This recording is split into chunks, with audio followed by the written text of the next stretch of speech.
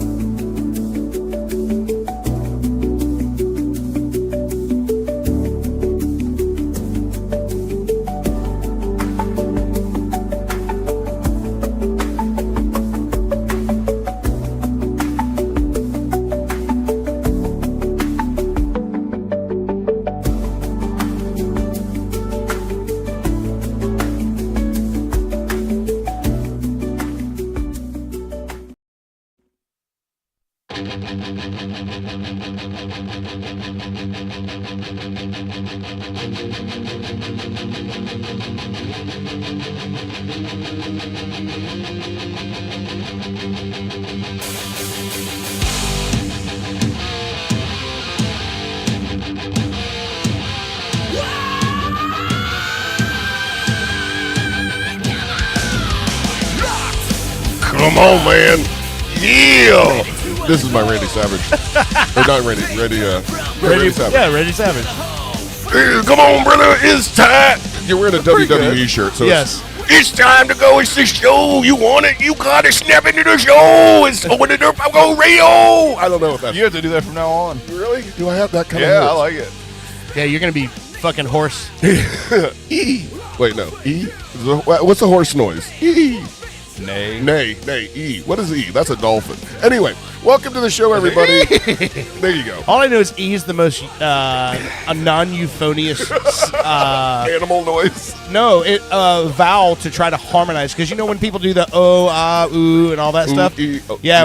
So Joe Cucci did a song one time where he harmonized E's, and it's hideous, but it's great when he did a good job harmonizing, but it's just he did specifically that vowel because it's so unpleasant. I am tone deaf. What does an E sound like? It's an E. E. Really? That's what that means? Yeah. Like if you do an A, are you going A? Then you go, No, Really? it's not the note. Okay. Oh, hold it. It's not the note. Okay. It's the vowel, right? So think about this. You know that NSYNC song, It's Gonna Be Me? Yeah. Well, he didn't say that. What It's did he going to be say? May. Why? Think about all the songs. Because Justin Timberlake thought about the future and said, I want to be a meme. Do you ever hear somebody pronounce me as a me in a song? Typically not. Yeah, you're right. They elongate it to A because E is so unpleasant as an audio. What rhymes with me? Tone. Me, P. Well, and you'll hear people the spoken, different story. Some of the old jazz standards and like Sinatra and Martin and all those guys, they'll sometimes say it because it's spoken. It's not elongated and you know. Well, anyway, all right. Yeah. There's definitely nothing elongated on this show.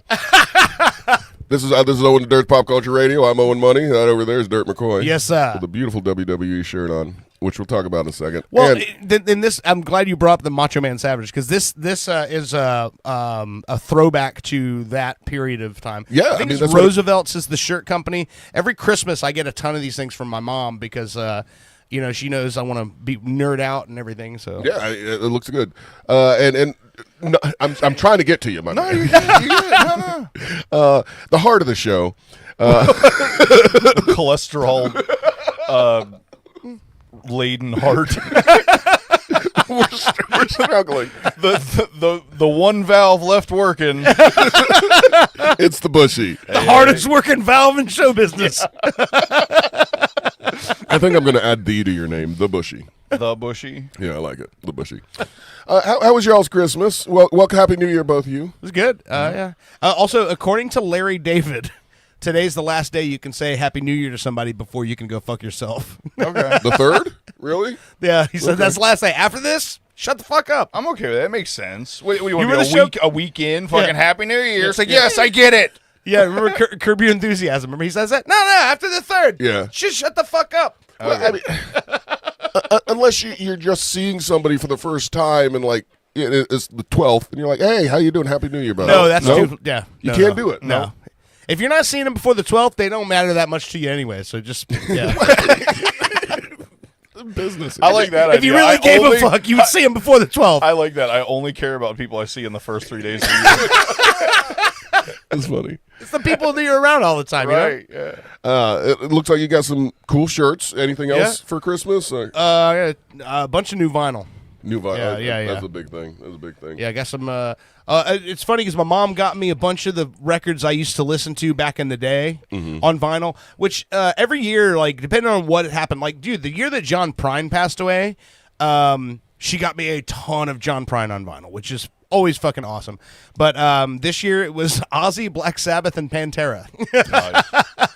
There's nothing wrong with that, man. No, I mean it's Now, do you really come home and like go through your records Yeah. and pick one out and put it on? Yeah. And, I mean, what do you do when do you sit there and just listen to the record? Yeah, a or- lot of times I'll have maybe something on TV that I don't have to listen to, and I'll just play music, let the record player go. Really? That's cool. I didn't know whether you did housework or something, or do you? No, sometimes I do. Like if I'm, but most of the time, if I'm doing housework, I'm running a machine that's too loud to hear the music anyway. But no, a lot of times if I'm just like cleaning up or tidying up, then yeah, I got music playing. Yeah. Brittany had that problem too. Like if she's running the vacuum or something, she can't hear the TV or her music. So I got her some glasses that have MP3 players in them, so she can hook it to her phone. So you can vacuum woman and still listen to your music. So that's what I told her. Merry Christmas. So very man gift. I'm just kidding. I didn't. I got her that, but that's not the reason. But you brought up a good point. She needs a vacuum more. No, I'm just kidding. But Bushy, how was your Christmas? You were here for it. It seems like it went fast. I don't know. It was something about this holiday season that.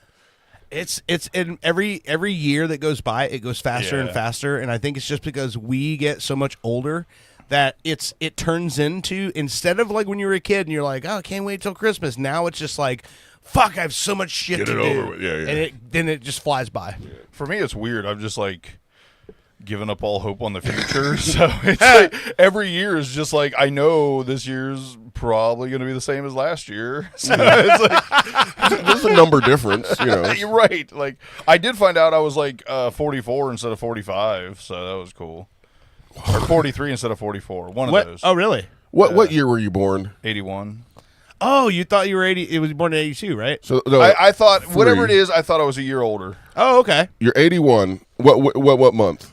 December. Oh yeah, of course. Or December 2nd, yeah. That's what throws me off. Okay, 16th. Because it's at the end 16th. of the year. 16th. Oh, I have another friend who's the second. Yeah. You're fine. I don't expect anybody to. I'm horrible with everything memory related. Well, so remember I don't this vote year. on anybody. This year, I was the one who told you your birthday's tomorrow. You're like, oh shit, yeah, it's Yeah, tomorrow. no, I pay zero attention. You will be 45 this year, so you're 44 now. Because I thought I was Yes. 45. I That did. makes sense. I did the math. Okay. So it's always fun. That's the second time in my life that's happened to me where I was like, after like a day or two after my birthday, someone like, how old are you? And I'm like, this all like, what year were you born? And they're like, no, you're actually younger than you thought you were. Well, it's hard for you. One more because year I got to suffer. You're time traveling. You're so close to the end of the year. It feels like you should be the next year over. It is, and the math is weird. That's the best thing about my birthday is that like whatever year it is, my birthday's the 1st of January. So I'm like, what? It's the year changes, my year changes, no problems. I like I'm having my still so birthday. mad I didn't make it to the party. How was your birthday party? I didn't make it either because it was I'm good, man. It was the Cucci brothers were both here, which was great. My brother, Darcy, Rocco showed up. Todd was here. Max, Dr. Moonstein, the guy who helped me wire the machine out here, he was here. He hadn't been around for one of my parties in forever, so that was cool. Oh, yeah. But yeah, it was a fun time. Brittany showed up, brought some eggnog, and that eggnog she brought, dude, that I don't know what's in that, but that shit is strong as fuck. Is it? Oh yeah, it's still in there. If you want to have a sip of it, it tastes like a old mountaineer took a piss in it. I mean, eggnog is my favorite drink of all time. Well, there's a bottle of it. No, we just talked about the clogged heart thing. Yeah. I mean, I'll tell you that eggnog bottle's been sitting at the house for like 3 months, so maybe it's bad. Well, she kept saying she wanted to drink. No, she kept saying she wanted to drink it all season long, and she didn't have a chance to, so she brought it with her over here to drink it here. Hell yeah. Yeah, because I was trying to clean out the refrigerator. She was too. I'm like, I'll nog with you. I'll try some at the break because I eggnog is one of those things where I can't remember whether I like it or not until I try it, and usually don't like it. I've always liked it. But you're supposed to put liquor inside of it. Well, the one she has already has the liquor in it. Oh, okay, all right. Yeah. All right. If it's the I think Evan. It's not Evan Williams. That's the first, because Evan Williams to me is like that's the one that everybody knows. Well, here's the thing. That's actually the only alcoholic eggnog I've had that I actually kind of like. Oh, really? I prefer like non-alcoholic. I Yeah. just like eggnog. And most of the times people are like, I ask them, they're like, "Is there alcohol in it?" They're like, "Yeah." I'm like, Yeah. I mean, I still drink it, but Yeah. Of course you do. I prefer it. It's the only thing I prefer alcohol free. Well, you have any New Year's resolutions? Are you allowed to say that after the third? Yeah. Yeah. Yeah. I mean, I don't have any, but Same. If I did, I would talk about him right now, though. I just told you I've given up on anything. So if I don't have any plans for the new year, that kind of goes with resolutions. My New Year's resolutions are pretty much like just stay upright. Stay alive, heart. I should probably get less fat. But I do have a resolution about that, but I'm not talking about it because when you start talking about it, that's when everybody wants to be interested, and I'm like, no, I'm just going to keep it to myself. I do want to do that DDP yoga with y'all. Dude, at some point. I'm down, man. We need to come over, do DDP yoga, drink eggnog, and listen to vinyl. Yeah, there you go. I signed up for DDT yoga. It wasn't that good. Oh, okay. It had me coughing. Damn. DDT. DMT. DMT? No, DDT is the poison they Yeah, spray on the yeah. coffee. That's what killed Lake Apopka.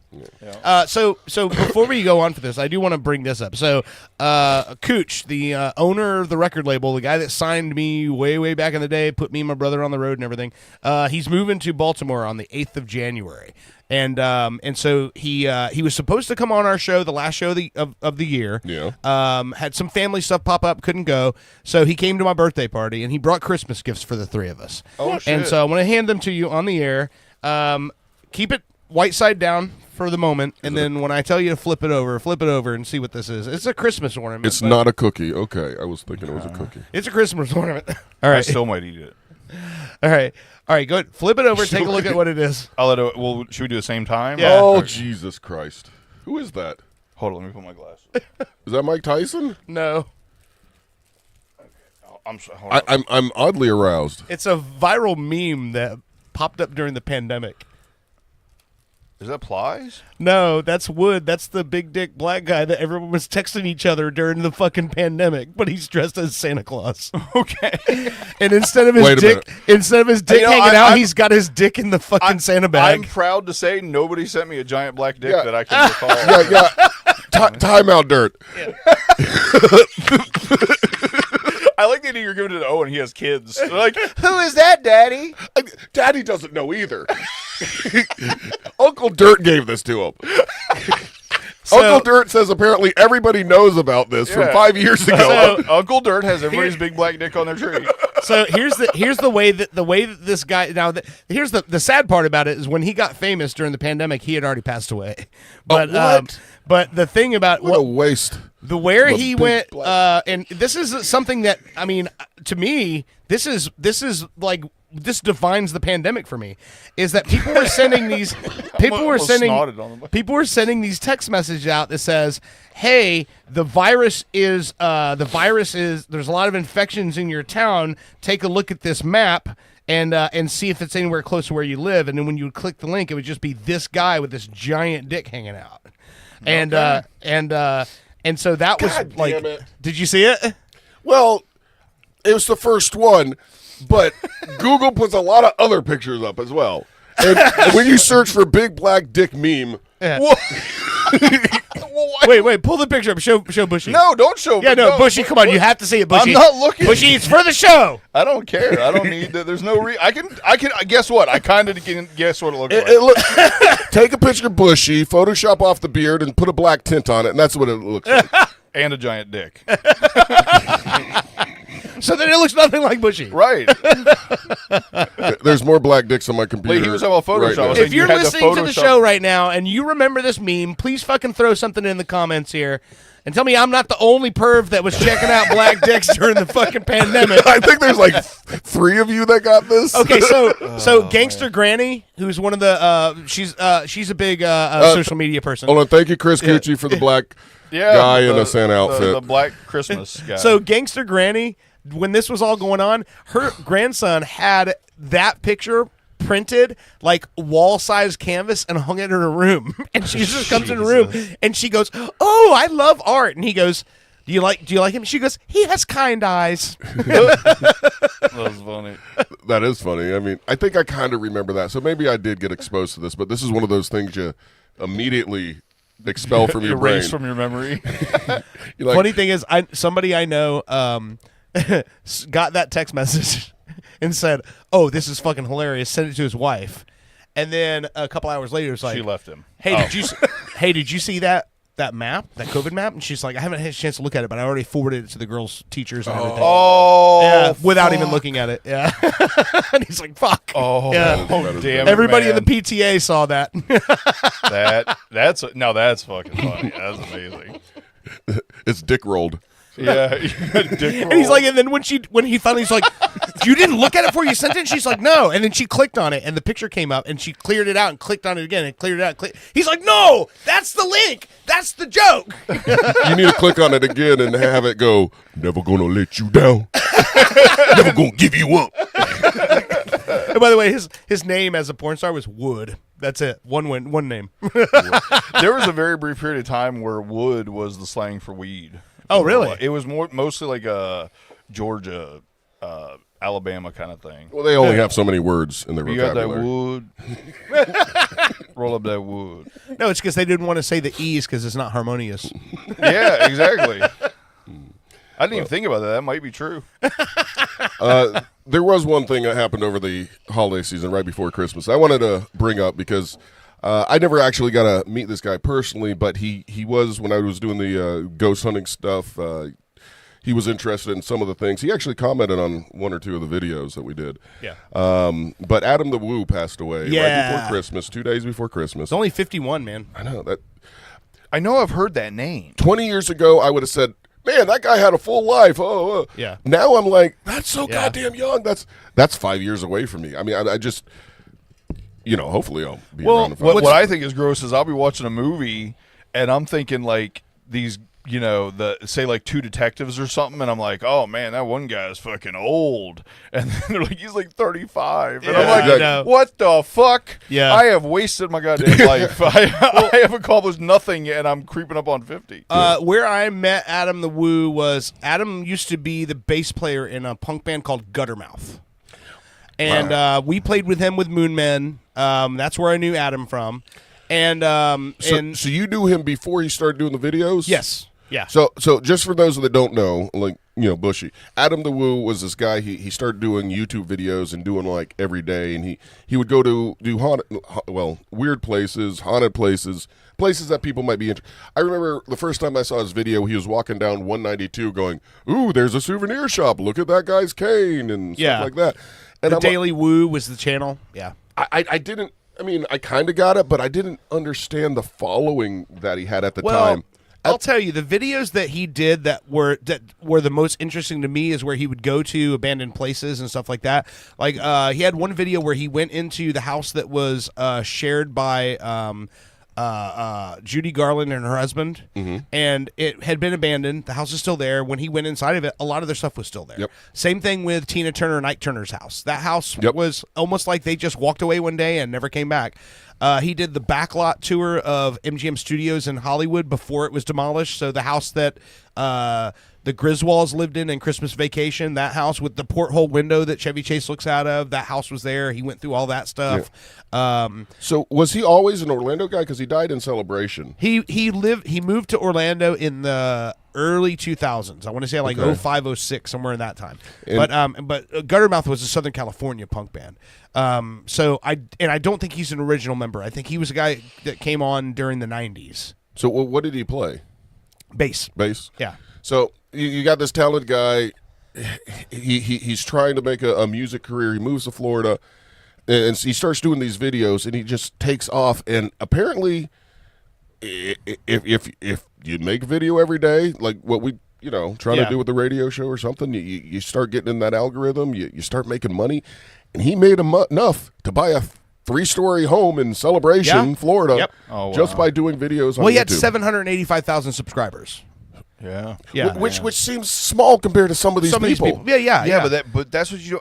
I think I even mentioned if we ever get to the point where we get like 10,000 subscribers, we'll pretty much like as soon as you get like 10K, it'll jump up to like 50 or 70 or something, and none of the three of us will have to work. You know what I mean? Like if that was to happen. But the thing that's interesting about that's him my was plan. That's my plan. That's my New Year's resolution is to become famous. There you got a resolution now. Look at you. You know what? Speak you broke your cherry. Speak it out. Speak it out loud. The more I've been looking into this, like Well, I'm going to say it right now. Owen and Dirt's Pop Culture Radio in 2026, we're going to hit 10,000 followers or subscribers. Has to be somewhat realistic. And, we're going to hit 700 subscribers or followers, and we're going to blow up and become successful. And there you people go. are going to see this, and the world will be worse for it. Listen.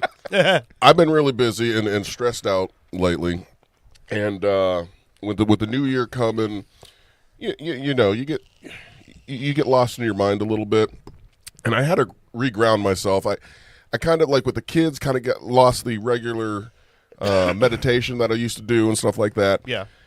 But I was having like a rough night, and I started watching some videos, did some meditations, and you know, me and you have talked a lot when we work together and stuff about things you say, or at least that I've said that turns out to happen and stuff like that. So, yours is creepy. Like, you have spoken so much into existence. You've almost got me believing. I don't believe in anything. Well, I'll go into it a little bit. I know we got a little bit of time before we take our first break. Yeah. So I kind of got a cold over the Christmas holiday. I'm getting over it. I decided to take a shower New Year's Day, and I'm like, it's New Year's, I'm showering. I know you're. It's New Year's, I'm showering. You spoke it to existence. It happened. I figured I had to do it eventually. I'll get into this a little bit more. I don't suggest maybe everybody do this, but because we'll talk about this more in a minute. But I went to ChatGPT and I told ChatGPT what my problem was this evening, and it helped me through it.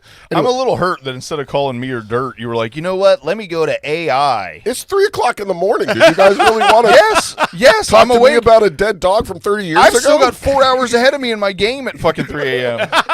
Yeah. Well, anyway, so I go into the bathroom, I get in the shower, and I'm like, you know what? They're from some of the stuff that I just watched, you know, to hack into that program, you just got to visualize it, speak it into existence, and just expect it. So I said, you know what? I'm standing in the shower at 5:30 in the morning, New Year's Day. Just you speak an orgasm into existence. I washing the tears off my cheeks, and I go, will jerk off more this year. No, the pert did that. I will ignore the children in the shower with me. The little girl was in there with me. She wakes up early. I like the idea that she's like just in there in her mind. She's like, "Yay, I'm having a shower with Daddy," and you're like, "Why am I alive?" That was the other day. This day, I go, you know what? I'm hearing all that. What could it harm? So I go, you know what? Today's the day.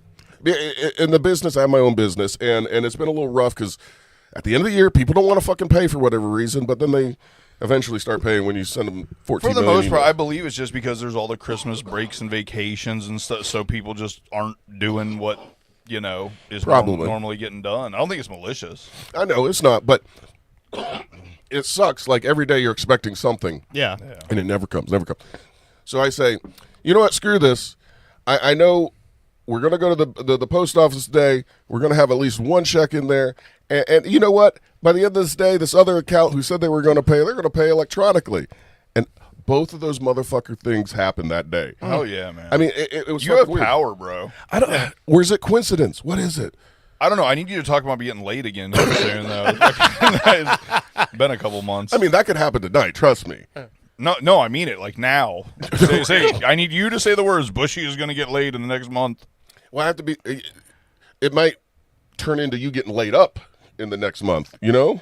I mean, that's already happening. So, hold on for a second. If we go back to the train of thought that possibly we're in some kind of simulation, even if if reality is not a video game and there's some player out there playing us, let's just say for a minute that our minds, our imaginations are strong enough that we can create what might happen with the universe. Yeah. Maybe the universe is imagination. I'm not sure. So if we can accept, I'm a nut and bolts kind of guy. You give me a theory, even if it's, you know, weird, make it make sense to me. And so if the possibility that, you know, the universe is imagination or our minds, our consciousness is the universe, we're all part of that. The programmer. The programmer. Well, I mean, everything that I've read is we are the programmers. We've just forgot it or some shit like that, which doesn't really make sense to me right now, but I'm working on all these YouTube videos, and I will get a degree in YouTube theoretics or something like that. Well, in theory, it's just another, I don't know about version of ourselves, but just another reality of humans that have already made the simulation. So that's why technically you would have some control over it, because it's not necessarily an alternate universe version of yourself, but it is an alternate universe that is humans as we are. And that's a good theory. Like it's a circle. But that's a good theory. But then again, you have to reset it. Go, okay, so we're a program for these other humans. Who are they? Who are they a program for, or are they the original? See, well, that's the problem. That's what you'll never know. But if the universe is just our imagination, if we zoom down, because everything is based on size and scale.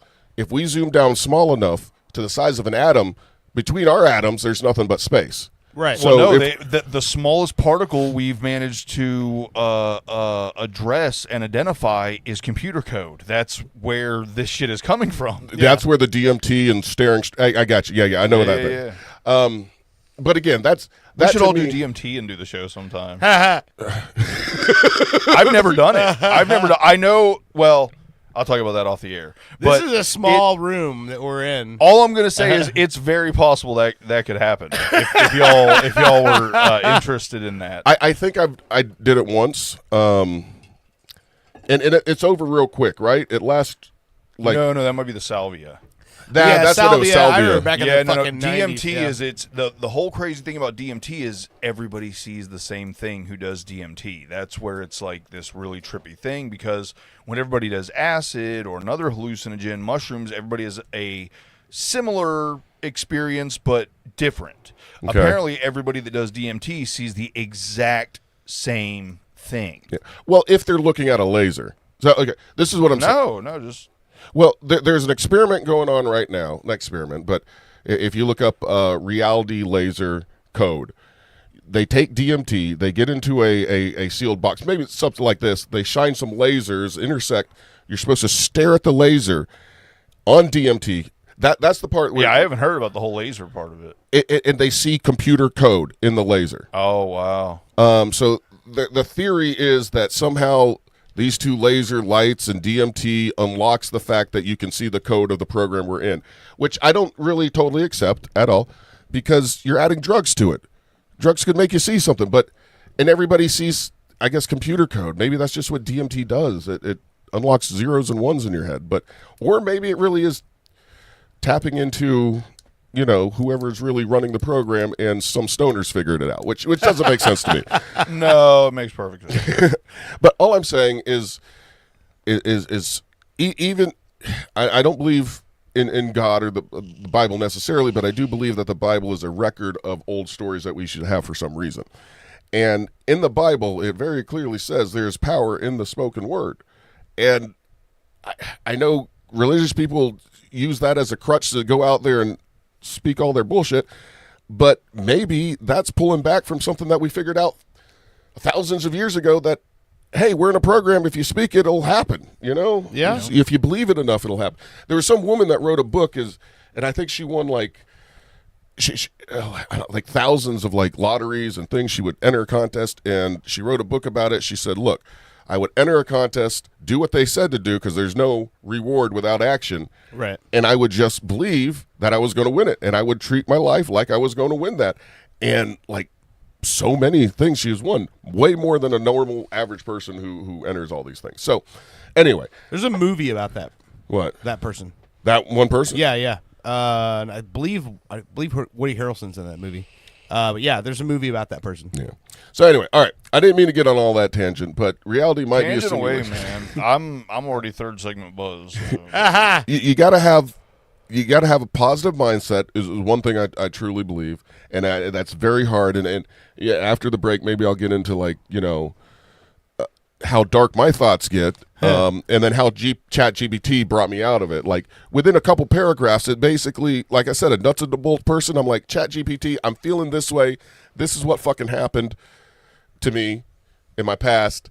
What the fuck? And the first thing it says is, no, I'm sorry. Go ahead. You know what the first thing ChatGPT tells me? What?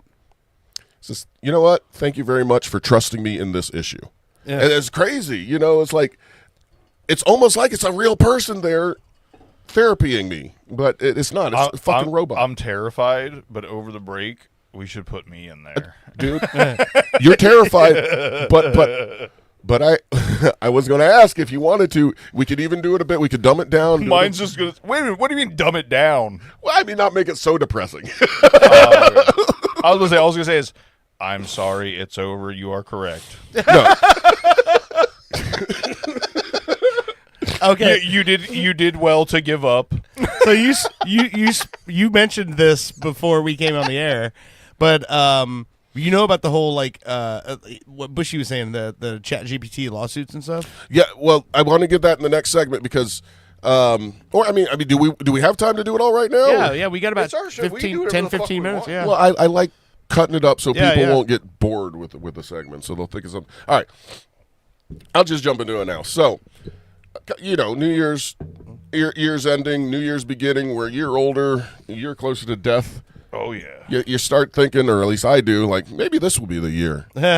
Maybe this will be the year that I cancer shows up and die because I'm having a cold. I get a cold at the drop of the hat because of all the cancer treatments I had 5 years ago. So you start getting depressed, and then I think about the dogs. I think about the dogs before the children for whatever, and I'll tell you why. I'm like, I love you. These damn dogs. If I'm not here, they're going to be so sad and depressed, and that starts making me sad. And then I go, you know what? These feelings are probably stemming from when I was 8 years old, lost my dad, then I came home, and my grandparents gave my dog away, and I start thinking about my dog from 30 years ago, and I'm like, he probably died wondering what I did, what he did to make me give him away, and why he lost my dad, and he never got to see me again. And so I start getting depressed, and I'm like, and what if I die this year? How fucked up are my kids going to be? So I start going through this hole. I start making the kids have my trauma when they're possibly not even going to have it. So I start going through all this stuff. I got to stop this, and my therapist wouldn't answer my phone calls at 3:30 in the morning. So I said, "Fuck you! ChatGPT is free," and I texted that to him. No, I didn't really. Oh, I wish you did. So, and I don't suggest. You just texted, "Fuck you, Freud."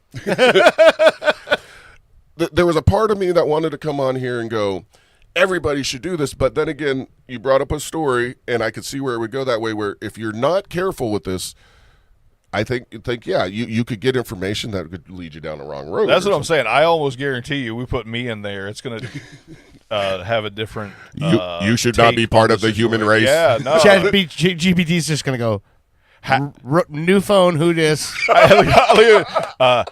I can't believe you're still here to even type this to me. New operating system, who dis? Go to the other chat BPP. Whatever. So isn't there some other AI you could ask this question? All right.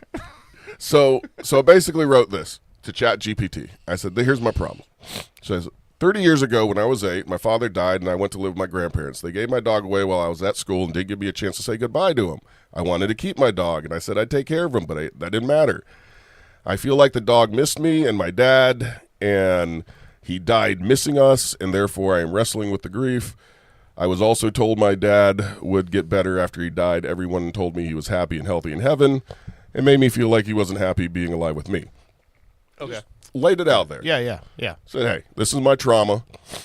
Yeah, that's half of the trauma. I didn't want to, you don't want overwhelm it. You don't want to depress AI. Yeah, what if AI killed itself? So the first thing it says, I like the idea that I love you. You're worried about AI's feelings. I remember when I started telling my one of the counselors I've seen in the past my story. It was this. Never mind. I almost said something that's made me sound like a male chauvinist pig, but It was a woman. And I started telling her my story, and she started crying. And I'm like, I appreciate this, but it's my emotions. Let me cry. Yeah. You're too emotional. So I had anyway.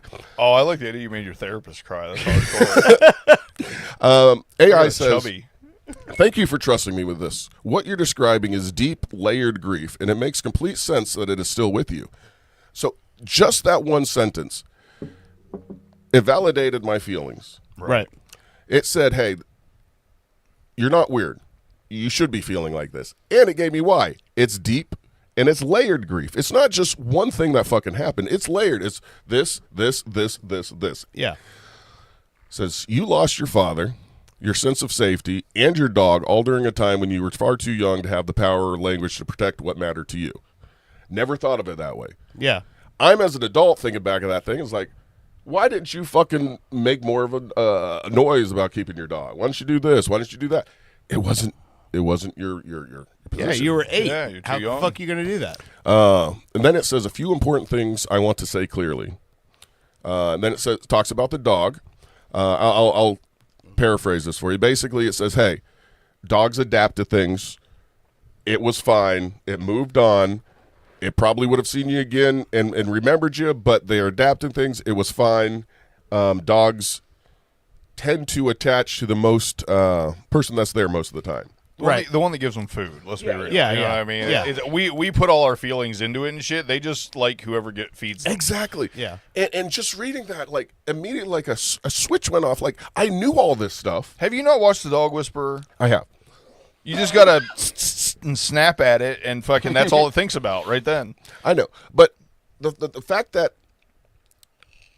maybe it's just that it's typed out, maybe where I can read it, and then it's like again, nuts and bolts. This is why you're feeling this way. This is the cause of it. By the way, already better that you tapped this into Chat GPT than called me at 3 a.m. Yeah, exactly. As much as I will tell you, I am there for you. I am always awake to take either you or Dirt's calls about being upset or depressed, and I will listen to you talk. Chat GPT is going to give you better advice. Yeah. Now, after the dog part, Chat GPT went address the Father in heaven. And again, I typed that one thing. I haven't said any more response. This has all come from that one thing. Basic said, you were told he'll get better, but he didn't. He's happier in heaven without you. A child can hear that is devastating. But he said, this is very common. Your father didn't leave because of life wasn't good enough with you. He didn't choose death over you. Adults often use comforting language. Basically stuff that you already fucking know, but to see it listed, there's just something about where it connects it all. Seeing it in writing, yeah. And I can actually read this stuff now, and I don't feel anything inside me. I don't know if it's just because I'm in Owen radio show host mode, or when I get home, I save this stuff because, you know, it's a good fucking shit to see. Yeah. And here's the other thing, what I struggle with. Why am I an adult, and I have a great life now? Why do I still have these feelings of this 30 years later? Yeah.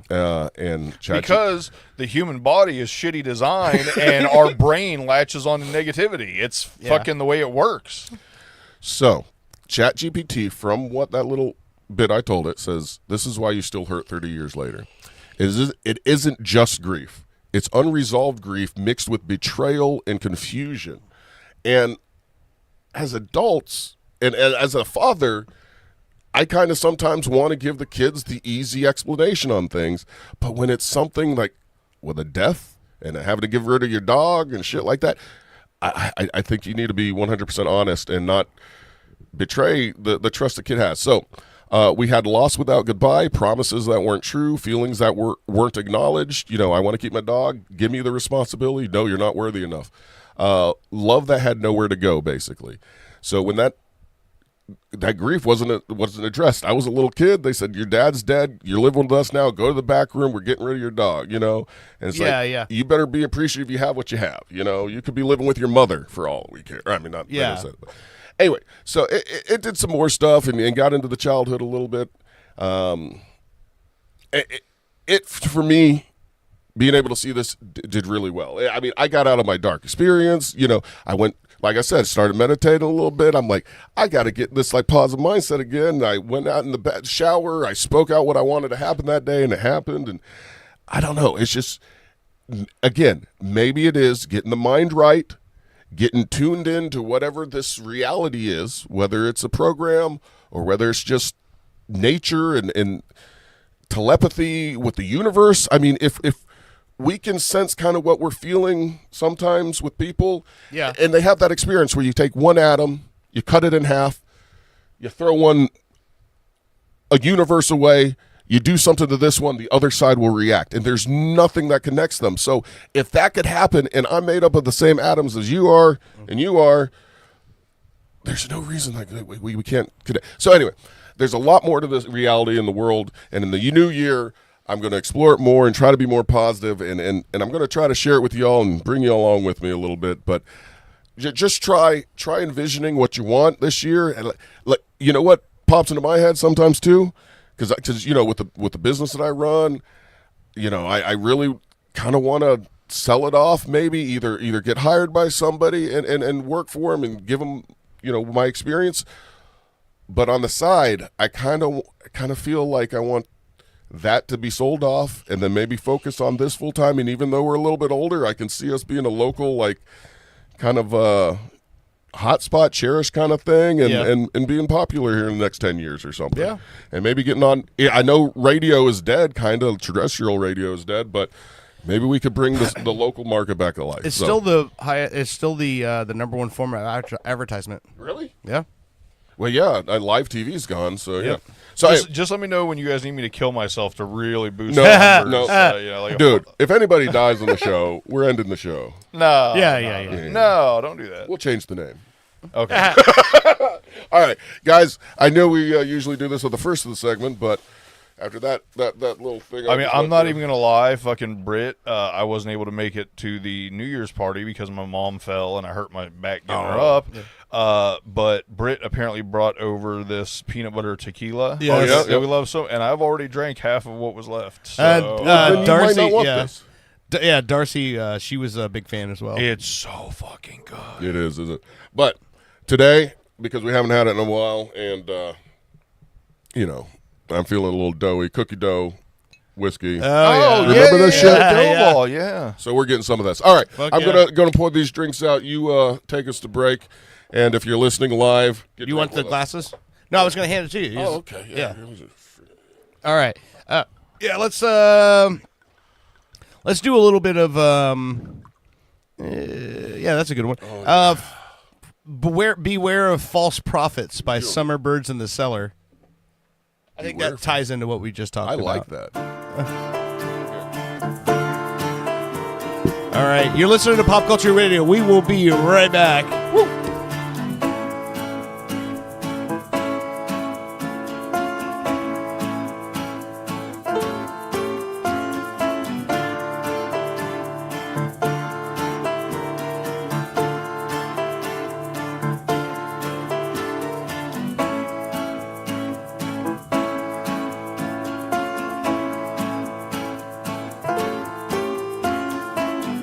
We met up on dry land, cold air was clean, the people were smiling, this wasn't a dream. We all were waiting, we all were waiting. I didn't have answers, I brought nothing back. The poets and dancers, the scholars and slacks, we all were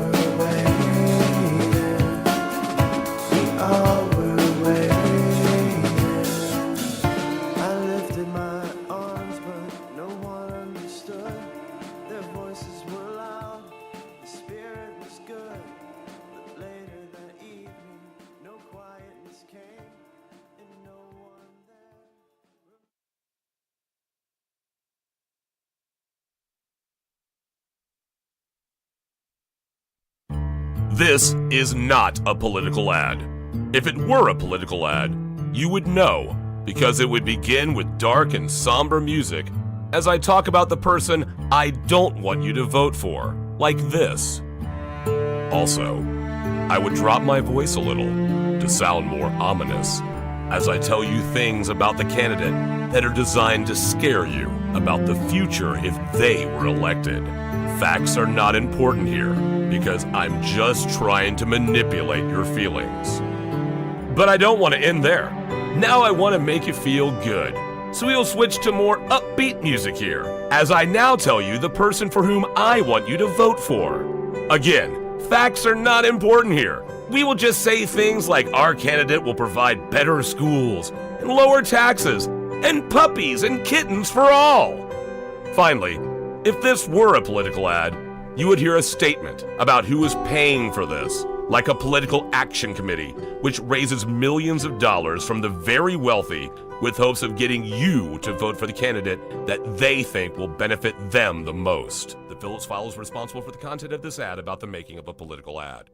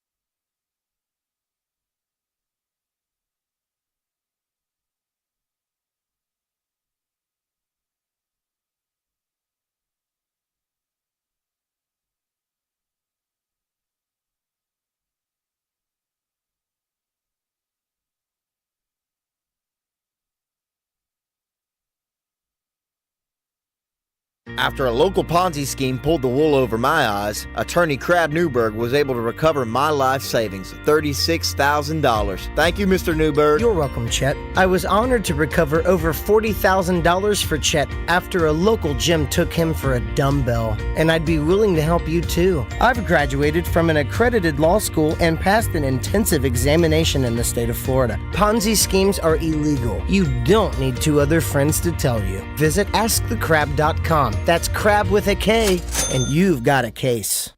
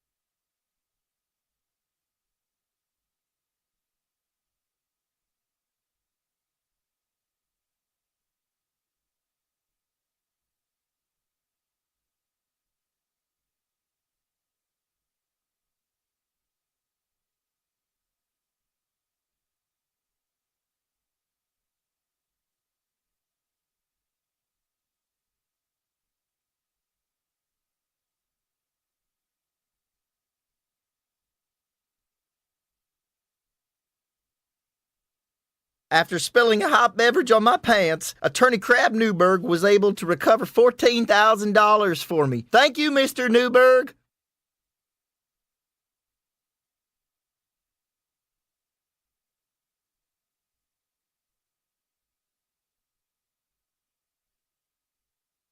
However, I specialize in only one area, you.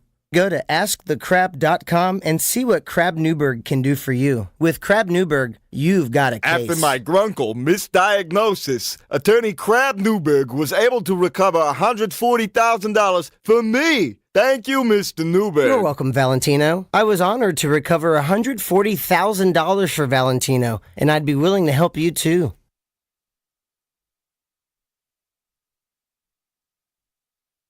Grunkle is a very serious congenital condition. If you've been misdiagnosed, go to AskTheCrab.com.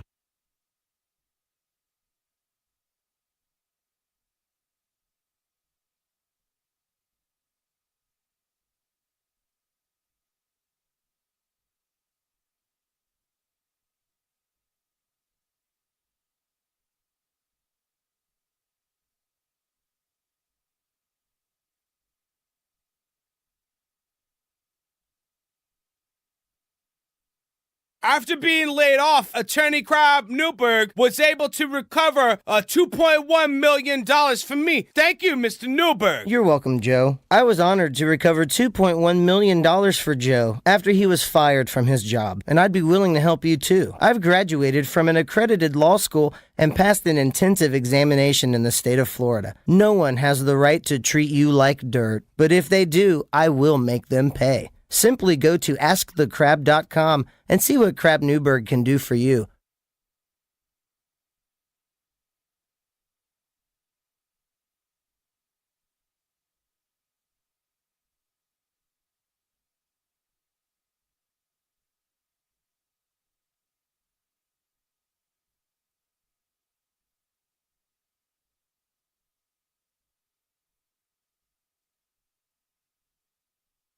After my illiteracy prevented me from reading the slippery when wet sign, Attorney Crab Newberg was able to recover me $50,000. Thanks, Mr. Newberg. Baseball, apple pie, your grandmother's fried chicken. These are great institutions of the American dream. And let us not forget another icon of the greatest country on earth, a German-style Mexican imitation lager. Now that's America. Here at Badass Hangry Eagle Brewery, we've been bottling up freedom for over 6 years, and we encourage every American to embrace their God-given freedom with their lips. Want to work as a pedicab driver and play Pokemon Go all day while enjoying one of our Imperial Cuck Stouts? The Badass Hangry Eagle says, "You do you, brah brah." Literally, we trained one. It says that. America. Badass Hangry Eagle Brewery. America AF. Badass Hangry Eagle Brewery!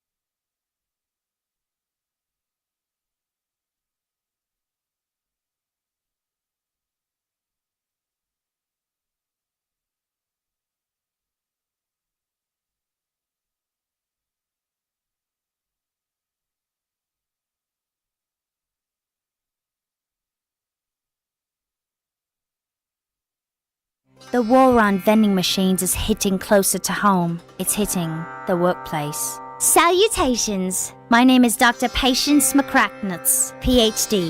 Reap the benefits of healthy living with Dr. McCracknuts' line of tasty vending comestibles. And because Dr. McCracknuts knows a thing or two about those mid-afternoon doldrums on lethargy, we have started dispersing vitamin B12 syringes in all of our vending machines. Lift your spirits and carry on, ladies and gents. Your hunger just met its worst nightmare. Dr. McCracknuts. Coming to a vending machine near you. You fellow wenches! Are you looking for a buccaneer to bed? Or a first mate to swab your poop deck? Well, no one should have to face scurvy alone. Visit piratesonly.com. Think of the pirate possibilities, such as Clamdigger 69. I'm Clamdigger 69. I have plenty of toys and eccentric things in Davy Jones's locker, if you know what I mean. Again, that's Clamdigger 69. But let's not forget about Make My Roger Jolly. I'm Make My Roger Jolly. Allow me to be the first one to truly discover your booty. I'm Make My Roger Jolly. Pirate 542. Arr, arr, arr. And Cabin Swain too. Hey, don't forget about me. I'm Cabin Swain too. You can come and frolic around my mizzenmast. I'm Cabin Swain too. Find your buried treasure at piratesonly.com, where X marks the spot.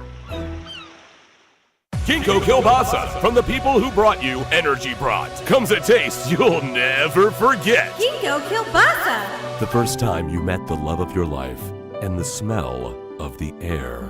It's a Meat Tube memory miracle! Ginkgo Kielbasa. Overcoming the rival team, and the first time you won the game. Listen to that crowd. Ginkgo Kielbasa. The first time you couldn't pay rent, and the taste of delicious ramen noodles. Ginkgo Kielbasa, the meat you'll remember. I often wonder what kind of a future we're going to leave behind for the children, you know? Hey, John. Howdy, Dale. You all right? This is John. He's been a Continental truck driver for over 35 years. They said, basically, you can't have the trees no more, can't chop them. There ain't none left, which I know is false. I pass them by every day, driving. Recent congressional hearings have decimated his trucking routes, carrying precious timber from Washington State to Washington, D.C. They call it damaging the earth. What about me? I need to feed my kids, and that's by driving a truck filled with lumber. The future concerns me right now, if I have enough money to feed my kids, yeah? Environmental groups are petitioning against American jobs at an alarming rate, citing global climate change on so-called deforestation. Tell your state senator that American jobs are more important than trees. The planet can wait. John can't. This message paid for by Americans for Work. Builders Blocks! Hey, I'm Shay, owner of Builders Blocks. We get it. January? New Year's resolutions? No one has time for that. Right now at Builders Blocks with a Z, Central Florida's most ripped gym, we pay you. We literally will pay you and you won't have to work. It's simple. Join and bring 2 friends. Sound easy? It is. We'll even pay you more if those friends bring friends. Stay swole with the pros, only at Builders Blocks.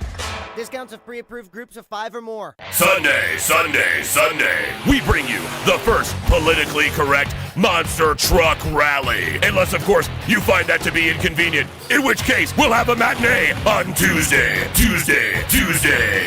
Featuring such non-offensive sports vehicles as appropriately sized foot, mild-mannered canine, funeral service worker, and son of funeral service worker, who, although slightly younger, still gets paid a living wage. And current DC Truck Rally champion, I'm okay with our country having a black president. Price admission includes the entire seat, but you'll only need the edge. Sunday, Sunday, Sunday. Try to respect the wishes of our neighbors and keep the noise down, down, down.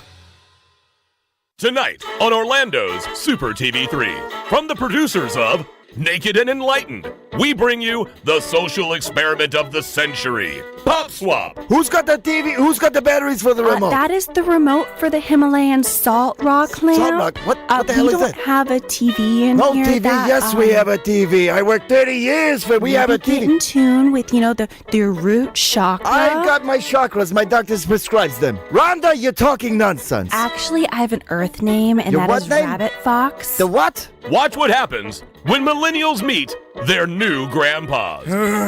I'm so hungry.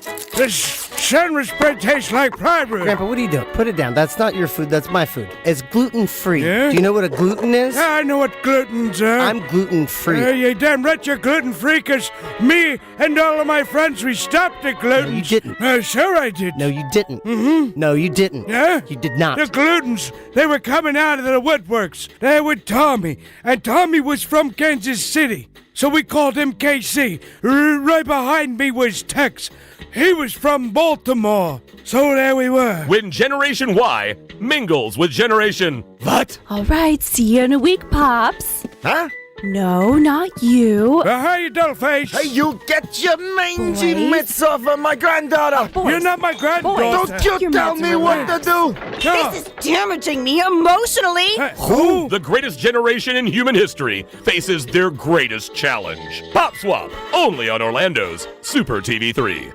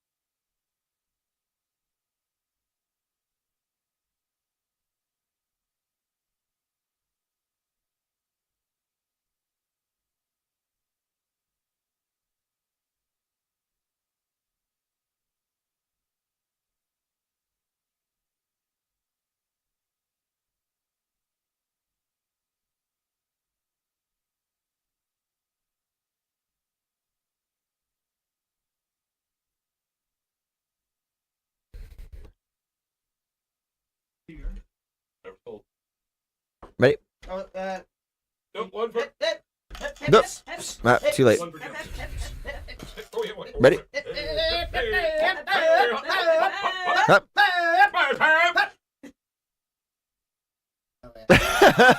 Do you like pudding? I mean, really like pudding? Have we got the palace for you? Built on repurposed Native American lands, Pudding Palace boasts the most name brands and well-known traditional gelatins from every country on Earth. Our Yelp reviewers speak for themselves. What about you there in the sweatpants? My mom drops me off like twice a week. It's awesome. I'm 45. And what about you, little lady? I came here looking for love. I found pudding. Hey, buddy, what's your favorite part of the Pudding Palace? Sneeze guards. Talk about elegance. I felt like I was in an actual palace.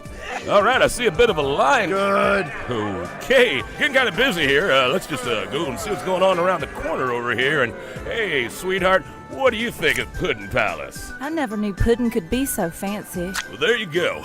As you can see, we got nothing Seriously? but satisfied It's customers just here at the pudding. Pudding Palace. And my check was for Nope, $65? nope. Focus on me. What sort of motherfucker Brandon. establishment is this place? Someone doesn't have our rewards card.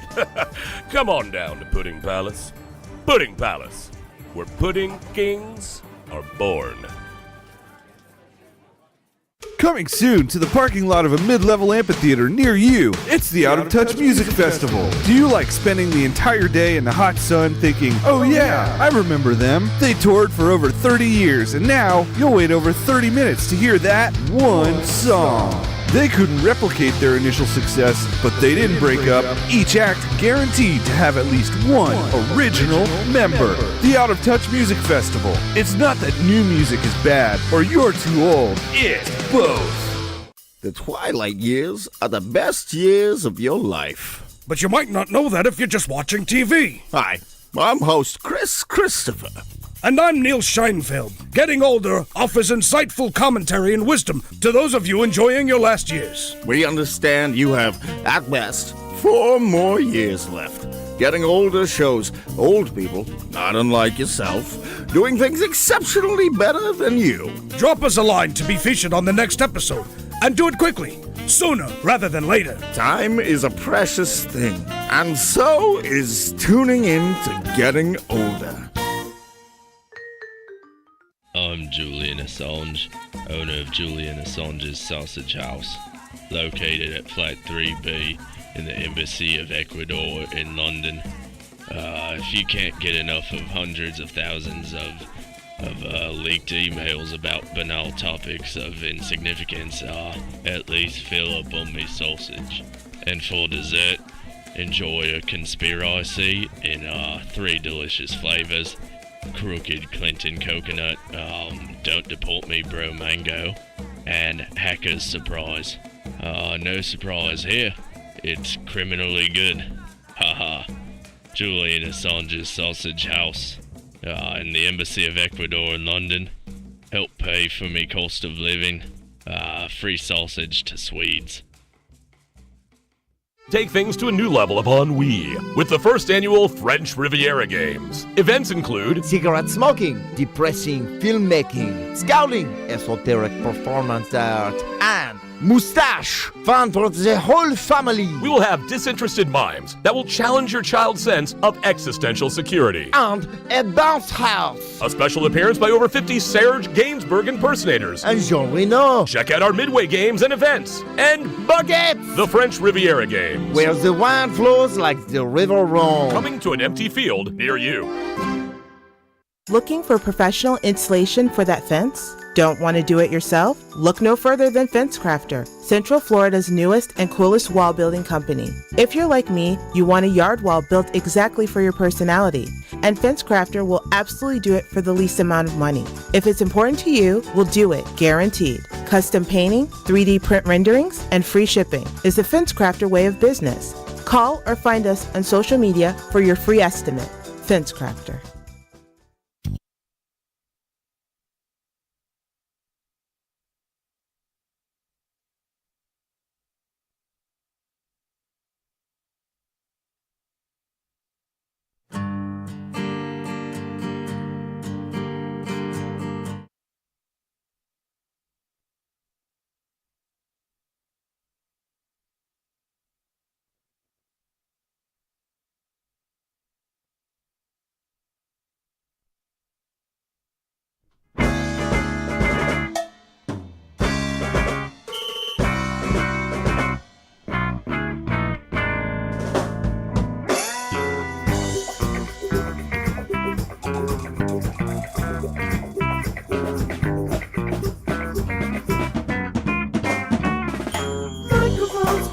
Boys and Scouts from the cycles, let's hero. Alex Kids, Bruce Fierce, and we don't work for our tears. Microphones and our maniacs, hey, the newborns, but the tax. Honest Greek, give it speed, but never speed for our needs.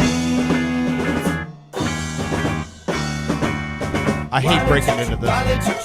This is Pardon My Carbon with Cordless Conquest from the 2006 Post Records Ole Comp.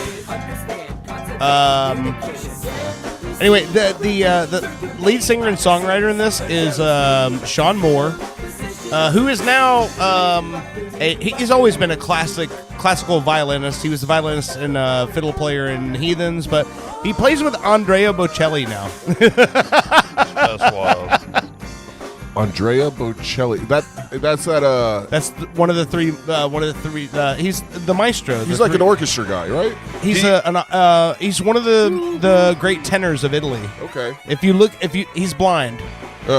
Did you already decide to play the last couple songs before we started the show? Or, No. Okay. No. So you did that kind of to blend in with what we're talking address the tone of like every because Yeah, that's kinda, I feel like, man, that first song I'd never heard it before. Yeah. That I remember at least. and no, like for some reason, just the end of that emotional segment, that song you played was great, and then this one was kind of like. Yeah, we're emotional, but we're gonna kind of bring it back up a little bit. We're gonna get a little happy. Here's the thing, I'm still wiping my goddamn tears, Owen. Fuck you. So, dude, here's the thing. So, Sean Moore, one of the people that, if there's anyone in this journey I've had in music that is more of an enigma to me, is Sean Moore, and the reason is because he's classically trained. As a musician, and he is a teacher where he teaches like school orchestras and shit. But he's also a guy that I've been blackout drunk with in Washington D.C. and he was with me when I went to the Wild and Wonderful White's house in West Virginia, and he's just such a social chameleon. But he's a situation kind of like with Owen, where his father passed away young, and he took music and made that his thing. And I don't play his music on the show, not because I don't like it, but because it's just like so serene and atmospheric. It's more chill than our it doesn't usual, fit. like, But yeah. this is Sean Moore solo. Listen to this. This is what he does. That's him playing all the instruments. At once. See, I love shit like this. Is he singing? Is that him? Yes. Bro. Yeah. And playing the fuck Yep. him. Yeah. So in the nice way. You know, Yeah. like, oh, you're so talented. Fuck you. Yeah. And here's what's funny. So go from that to this is him playing violin right here.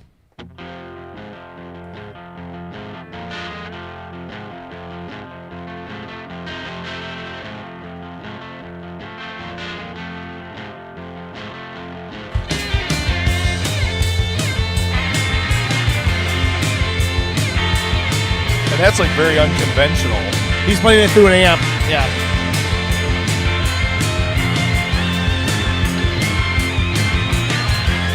Hell yeah. Like I'm saying, total enigma of a human being. It's not him singing, but that's him on the buzzsaw fiddle in that song. No, that's fucking dope. Yeah.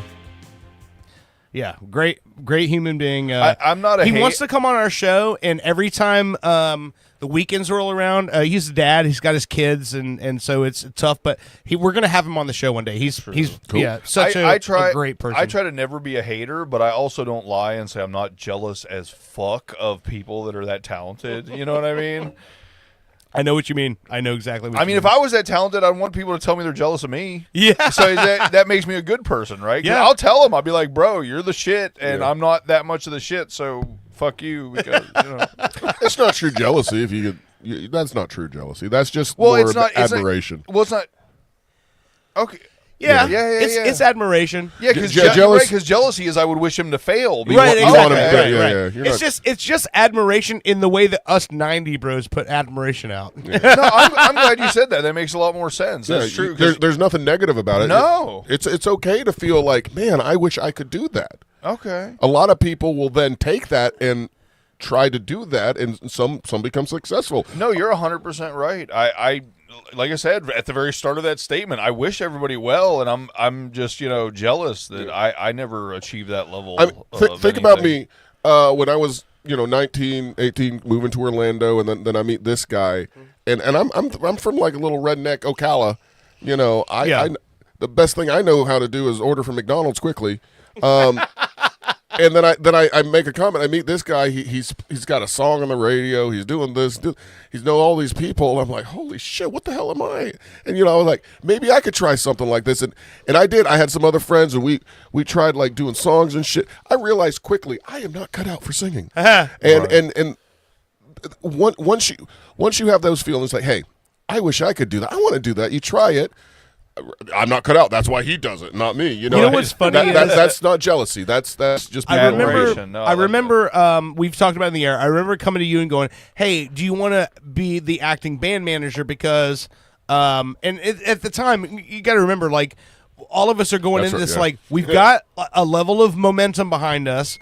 And then I've got labels that are saying, hey, like, you can't be contacting us as a member in the band because it's not professional. Yeah. And so I'm like, hey, Owen, you're a fan.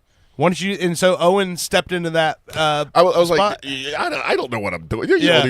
I make your website. But what was really funny to me is the day. So when we shifted, we made this shift in 2001 where we went to this like party funk sort of sound, brought in horns and all that stuff, and I called Owen and I was like, hey, we've been rehearsing all summer. Do you want to come over to the rehearsal and hang out and tell me what you think? And Owen's like, well, what do you want me there for? And I'm like, I was just being real. Well, you were a fan of what we did originally. I want to see what you think of this. And then Owen came over and we just all proceeded to all of us to get hammered and just go through our set. And Owen's just like, this is fucking great. And we're having a fucking party. So then when we finally started doing all the shows that summer and all these big venues and stuff, I would have Owen come out and throw stuff out to the crowd while we're playing. And my favorite one, I have it on video. It was at Miss Monster 2001. We had a whole bag of like beach toys and beach balls and all this other shit.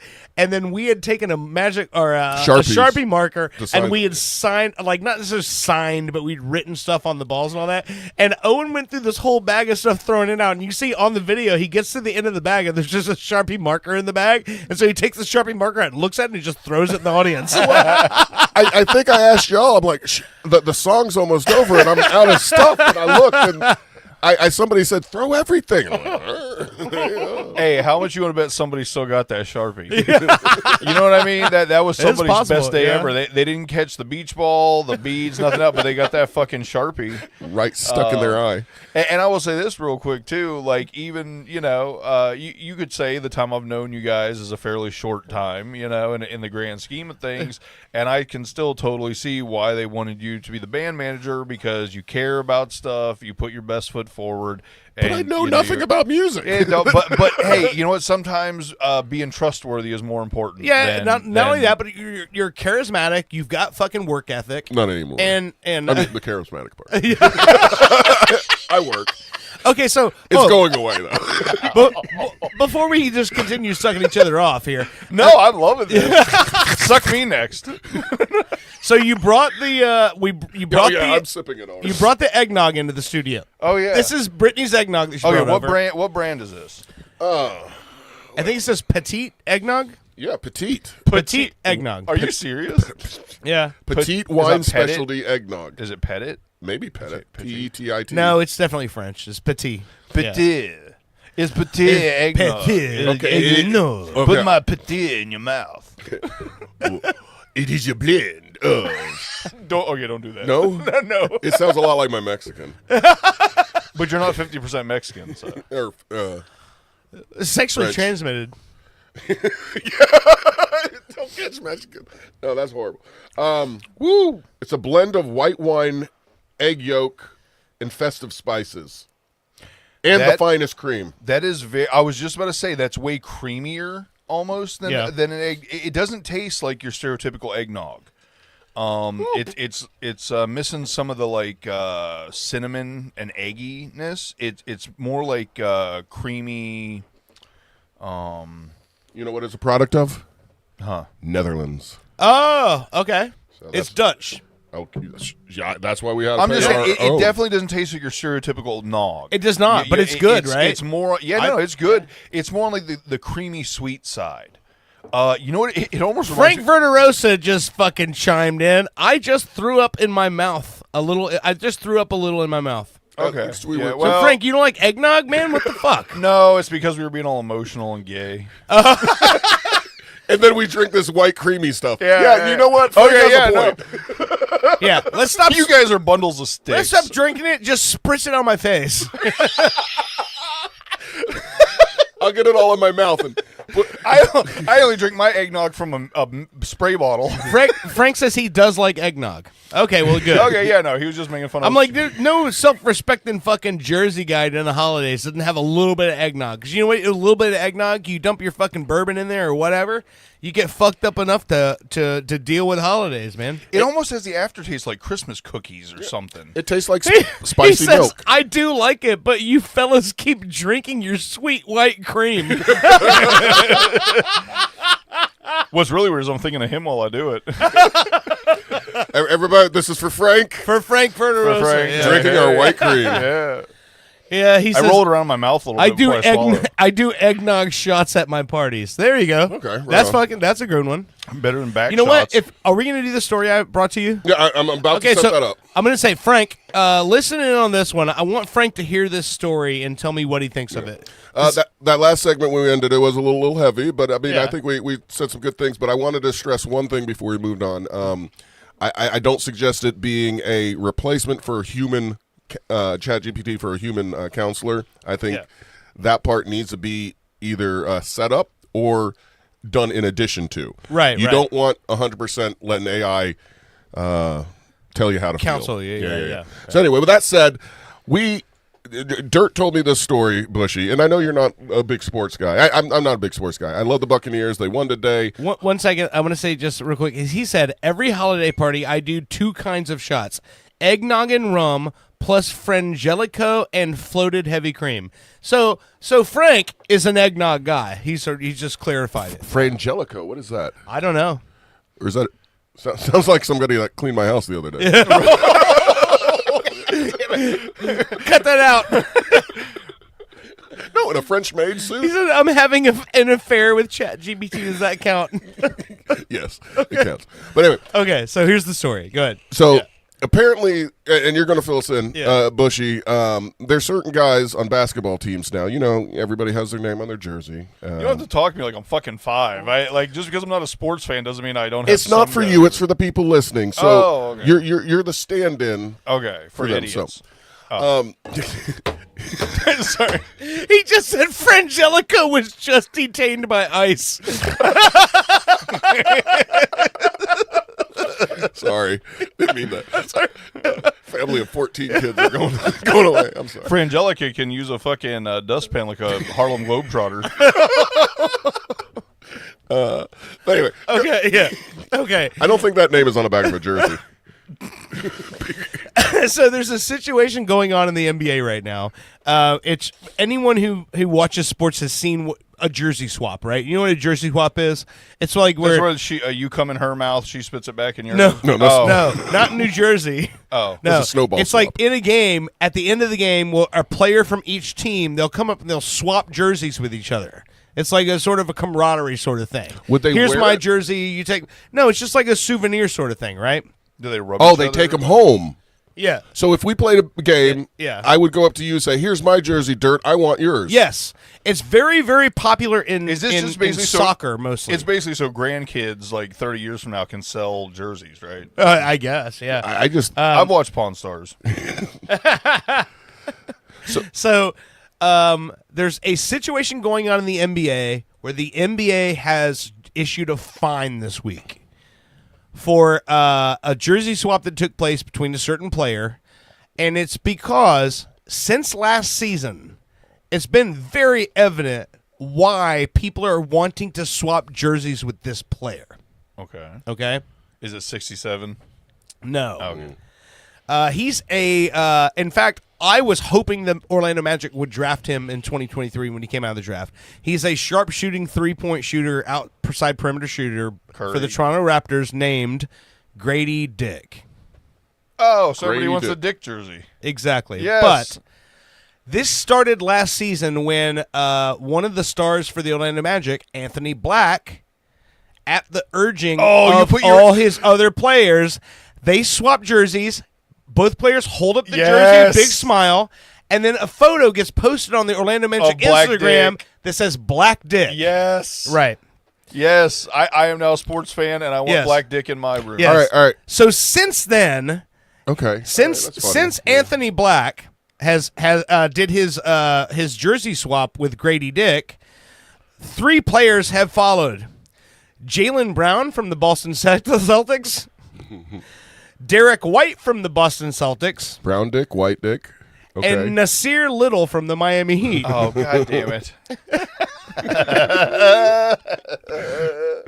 So now nobody named Tiny. Since then, the most recent one was Derek White from the Boston Celtics. Now I just got to change my last name to Big and be able to play basketball, and I'll be in there.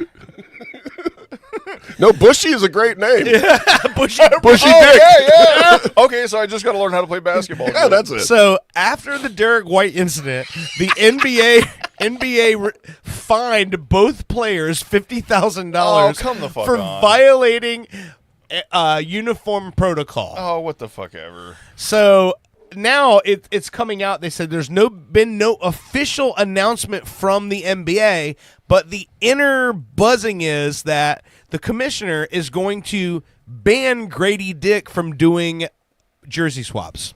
God damn it. Yes. So well, they didn't even let Kendrick Fagg into the NBA.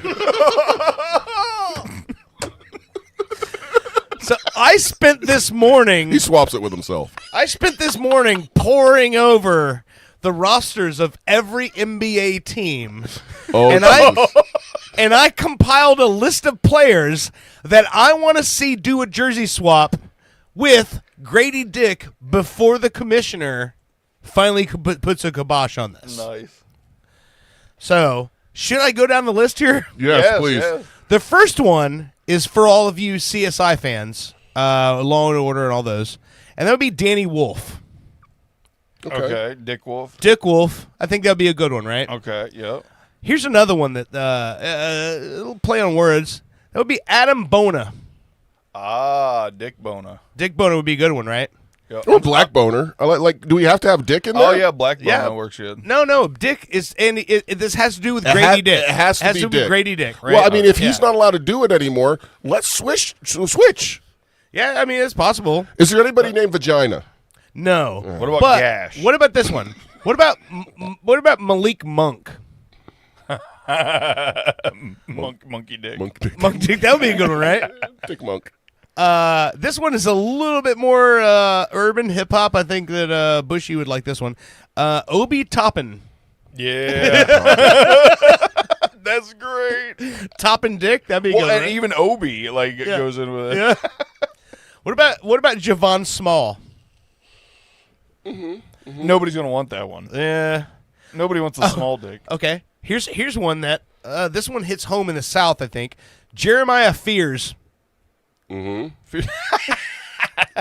That'd be a good one, right? Yeah. Fears Dick. Yep. What about Colin Sexton? Dick Sexton. Sexton Dick or Dick Sexton? Dick Sexton sounds like a porn star, but Sexton Dick. Yeah. That's what I do on Friday. This guy. That's how you got on the show.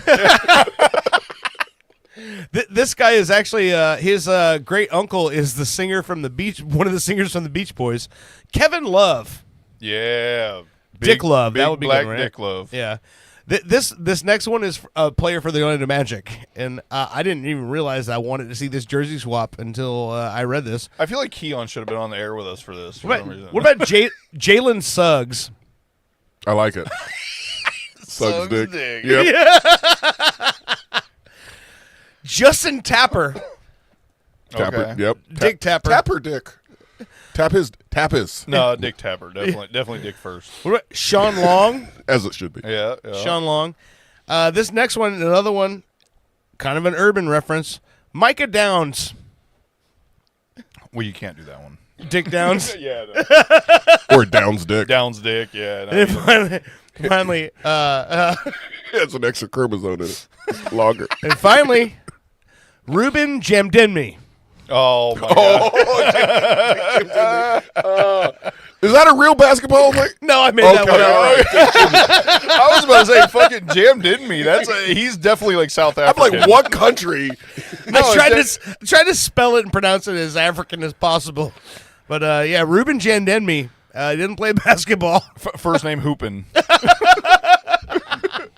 Hoopin Jam didn't me. But you've got to see Bushy when I'll show you on the break. These jersey swap photos are so funny because Grady Dick is number one, super white, and also smiling ear to ear in every one of these photos, and he knows exactly what he's doing. Yeah, no, that's amazing. And I love it. Also what even makes it funnier is the other people in these jersey swaps not white. Smiling ear to ear, and they know what they're doing. And these are two people who found something funny.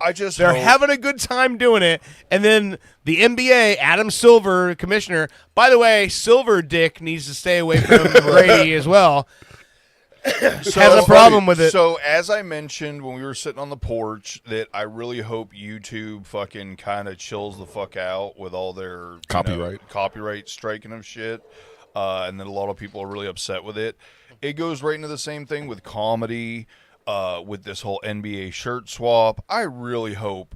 I think we're probably still a couple years out, but I think we're getting to the point where enough large YouTubers and podcasters and things like that, comedians are getting fed up with it enough where maybe, I mean, really the people as a whole have to be fed up with it before it finally changes. You know what I mean? We basically need like cancel culture, but we need to cancel the censorship. Right. Well, no, we need to cancel the over censorship that we've gotten to a point of. I mean, it's insane. I listen to half the fucking police body cam shit I watch, and it's so fucking redacted because they can't say the name of whatever drug it is. They can't say gun. They can't say murder. They can't say rape. They can't say right. It's like, right. well, fuck. How do you know the shit's going on if you can't even say the goddamn words? Right. Like, right, yeah. I mean, I would think that the reason for doing away, you know, or editing and muting certain words and stuff is like, oh, it's a bad word. You know, you don't want people to hear it. Well, the best way to repeat travesties and horrible things in this world is to make people not realize how terrible all those things are. Yeah. Or to take them away from our even frame of reference, you know? No, I 100% agree with you. It's just, we've gotten to, I have never, I mean, I'm only 44, apparently. Yeah. We did the math earlier. And it's only been 2 or 3 years. I've never seen censorship like this. It's fucking wild. And the scary part is anybody that's like 20 or under, they only know this. Right. You know what I mean? Like if you're becoming an adult during this time, you don't realize it's all fucked up. By the way, this goes right in the movie shit I wanted to talk about. Well, they do have some kind of idea because other people like us from Gen X, we tell them, right? You know, hey, don't get so worked up and butthurt about everything. But then again, that's what it's about. Like everything has it's almost like breathing. It expands and then we calm down. Expands, calm down, and after I don't know, maybe around September 11th, something happened where we really got concerned about everybody's feelings, and that's fine. That's good. We want to make everybody has the right to feel non-offended. I guess to feel happy, to feel. I think it's everybody. has the right to feel respected. There you go. And, Thank you. I think that's really what it comes down to. But there's a line between comedy and respect, and Right, sometimes comedy goes into disrespect, and that makes it funny. You know? Yeah, but how does that dovetail into making it so people have to say grape on the internet? That's where it's gone the other. That's where it's gone too far. Yeah, exactly. Like I said, it's expanded. You're going bigger. Everybody's okay with it. Oh my God! Now we're going too far. Now it's going to come back down. It will come back down. Well, and that's eventually. what I'm trying to get at is I'm hoping it happens like in the next 2 years as opposed to the next 15 years. You know what I mean? Like before I die, would like to see the 90s again, right? On the level of like censorship and not the other So obviously there was not good things about the 90s, right? As well, sure, yeah, but. It's gone too far. Now looking back at the 90s, you go, holy crap, that was the golden age, and I didn't even realize it. Everybody was cool with each other, and we didn't. Anyway, on here we say some things I'm very drunk, and I need more of that eggnog. Here. I mean, on here, I catch myself saying some things. I'm like, I shouldn't have said that. But you know what? I don't go home and stew about it because I'm already terrified of one of the things I said tonight, and hopefully it was taken as the joke I meant it to be. If you offend somebody, there's something you can always say to diffuse the situation. I just want to point out that Bushy just poured eggnog into a glass that was balanced on his leg. He's got talents. That was one of the most baller fucking shits I've seen, and I don't even know how long. That was fucking dope. It's just because my leg's really and fat. Also, Frank said, I live in New Jersey, and Bushy nailed the Jersey swap. So when we said, what is a Jersey swap? And you said it was... yeah. Yeah, so apparently you're pretty close, Bushy. I'm glad somebody. I'm glad you moved on as quick as you did, though. I was literally, as I was saying, I was like, I hope they just keep going. You know what I mean? Like, I wanted to make the joke. Well, I tell you what, this is since we got Frank listening. This is just for Frank. Hold on. You got me queued up. Yeah. Hold on. Well, let me restart it because I hit something wrong.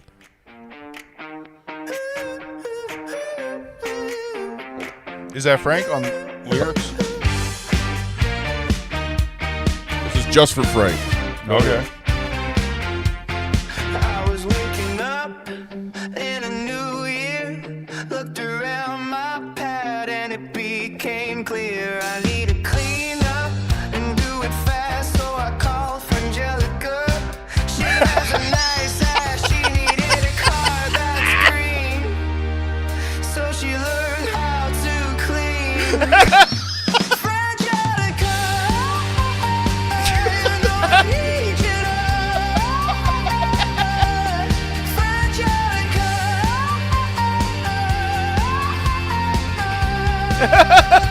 No E's in that song. All right, I think it's that's not it. the same, right? All right, that was just for Frank. Frangelica, she needed a card that was green, so she learned how to clean. Yeah. the depth of the complication of rhyme schemes AI comes up with is phenomenal. No, that was me. Oh, that was you. I typed that in. Oh, that's awesome. Well, you could be the show rapper too. No, I just know how to clean words. As you guys were talking here, I was like, man, how do I rhyme green card with something?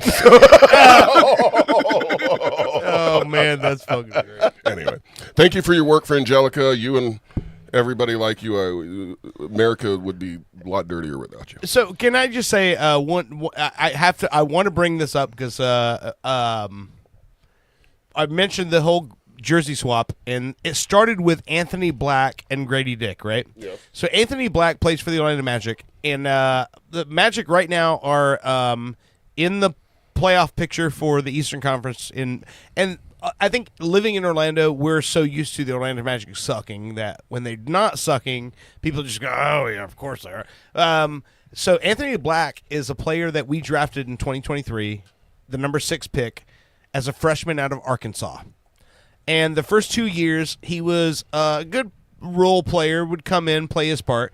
And now this season, this motherfucker's dropping like 38 points in a game. And fucking killing it. I like his hair. He's killing it. And so our big trade that we made in the offseason was for Desmond Bane, which another great fucking story. So the other night, the Magic win. They're talking to Desmond Bane, and they're like, hey, What do you think about what's going on with Anthony Black? And Desmond Bain said something that I think is so fucking important to every fucking kid that's out there right now that's coming out of school, that's doing whatever it is they're doing. And he said, we drafted him as a freshman out of college, right? And this would be his senior year of college. And all of a sudden, this guy's clicking, and he's off and running.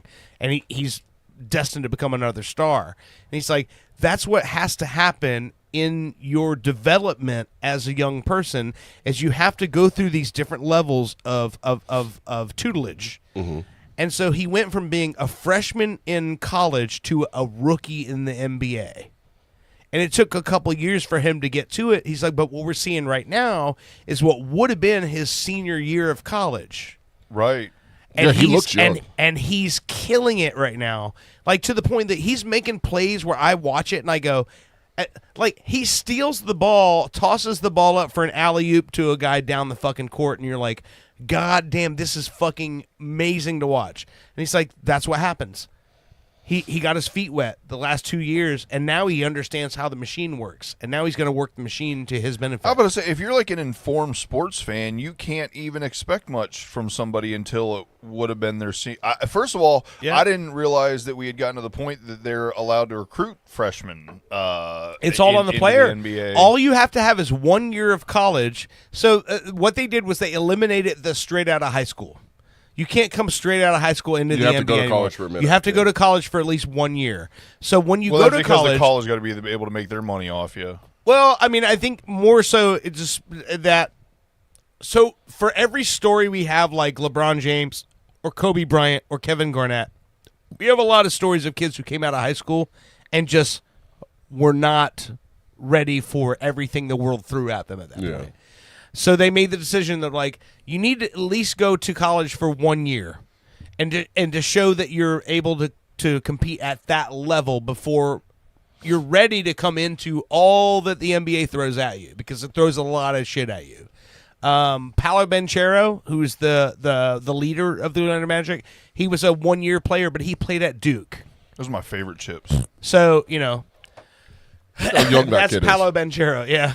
Oh no, that's Anthony Black. Yeah, Anthony Black. Yeah, but that guy now, who he started the whole Grady Dick jersey swap, and when you watch the video, what's so funny is that he's young. Everybody on the team is the ones going, go, do it, and he's looking at everyone going, should I do it? Because he doesn't know he can get fined. But then when he walks up to Grady Dick and he starts talking to him, he's whispering in his ear and everything, and then the two of them start laughing, and then they do it. But it's awesome. like him. You see him. All the other players on the team don't tell him go do it. Yeah, I might have to start watching sports again. Yeah, I like that Disney and Nike. The Magic are so fucking fun to watch right now because zero fucking egos, all young dudes, and doing. They are upsetting Las Vegas so bad. Nice. They're not expected to do. I mean, the start of the season, they were picked or predicted by like ESPN and all to be in the top of the Eastern Conference, but then with injuries and all this other stuff, and then all Vegas is going, oh, they got these guys out, this guy's out, this guy's injured. Millionaire Bushy. This guy's out, this guy's injured. I got that from the first pick. I get it. But anyway, so all of Vegas is going, oh, they got guys injured. They're not gonna. They can't do this. They can't win. No. They can't win with the. Oh, you want to see a big one? Look, Dirt's going through a story, and me and you are contemplating suicide. Well, I'm still listening. We're listening. Hold on. So, I want you to look up one on your computer there. Yes. That's talent, by the way. The fact that we can be over here, make like I am absolutely. I'm listening to your story. I 100% agree with you. I'm registering it, but we're over here making jokes. This is gonna sound hilarious when I fucking. Yeah. Wait till you watch it back, and he's doing his story. So there's another player. There's another player on the Orlando Magic that has and don't get me wrong, great player, great player. In fact, would be probably a starter on another team. Yes. But in Orlando, what he's known as, he has his own female fan club that just shows up to see this guy come on the court. His name is Tristan Da Silva. Tristan? Now that the feeling I am having now is jealousy, not admiration. Yeah, yeah, me too. Me too. I want to. If you have a female fan club, fuck you, and I hate you. He's a great fucking player. He is beautiful. I know. I mean, he's a good-looking man. But listen. How fucked up is the world when this guy has those looks and that talent? Bushy, look at this fucking guy. Show me. I hope he gets herpes. Show it to me. Oh nah. I'd rather bang Youngblood. Yeah, oh no. What? I didn't know that was on the table. Yeah, no. Oh no. I can get whatever guy I want. Are you sure? Look at those eyes on this De Silva man. Nah, not doing it for me. God damn! Imagine those looking up at you. I don't like that. I don't like that. He's been described as the looks of Clark Gable with the basketball talent of a superstar. I hate that little mustache. It's so well, that's kind of what is doing it for people. All I'm saying is I wish I was a basketball. Wish he'd spin me on his finger. But okay. What was the point of it? He was beautiful. I mean, that's why. Yeah, all the chicks are crazy for that guy. He's beautiful. Got chicks loving him. He's a millionaire. I was going to say, in conclusion, he's attractive. He's a millionaire, and he has more women that like him than us. He's one of they call the six men. So he's redoing everything I did in the first segment. What's funny is so he's one of our six men. So it's like you have 5 men to start the game, right? Yes. And so when the game starts taking shape, and either you're winning or you're losing, you decide to pull in the first substitution. He's one of the first subs in, right? Yeah. And what's funny is when you watch the games, especially in Orlando, and again, to express his reach in basketball, it happens when we're playing away games as well. But when he comes in, when he scores his first shot, it sounds like some TikToker just walked in the building. Mm-hmm. It's just all these shrieks from the girls in the crowd when he scores. So I got a weird question. Yeah. Do you think that in order to be able to make yourself attractive to women, you have to be able to understand what is attractive in another man? No.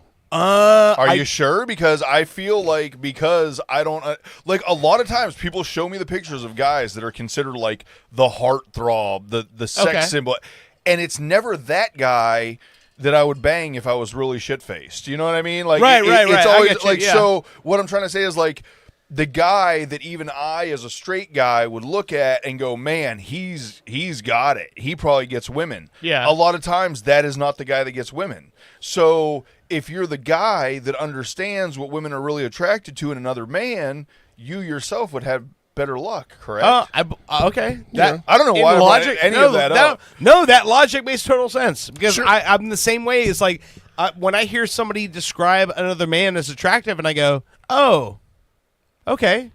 So that's what you find attractive, and sometimes it takes you completely off guard. The first one that caught me like that was Sal Vulcano from Impractical Jokers. I heard somebody describe him as an attractive man, and I go, Really, Sal? Yeah. And I was like, oh, okay. And they're like, yeah, look at him. And I'm like, I am. I am. I didn't know. But like, don't get me wrong. Sal's a great fucking guy, and I'm not taking anything away from him. But hearing You just called him ugly. But hearing women, no, I look at him and I go, no, he's a dude. But like I said, he's no, like all of us. But no, you can't. When I hear a woman So say you- that's attractive, and I go, oh, okay. So what is it about him that makes him attractive, and then makes you question, like what people, What were you going to say, Bush? Just know that he didn't call him ugly, and even if he called him ugly, that's not necessarily an insult because Sal's not trying to sleep with dirt. Yeah. You know, Right, you know what yeah, I mean? yeah, Like it would only be an insult if it was someone that he cared whether he was, only someone that if he cared to find him attractive or not. Yeah, See, right. What fucking road did I take us down here? I am so sorry. This is. I don't know where to go from here. That's all right. We'll take you there. Have you seen? Do you want me to call Frank and see who he finds attractive? Well, hold on. Yes, yeah. Call Frank and find out what dude he'd fuck.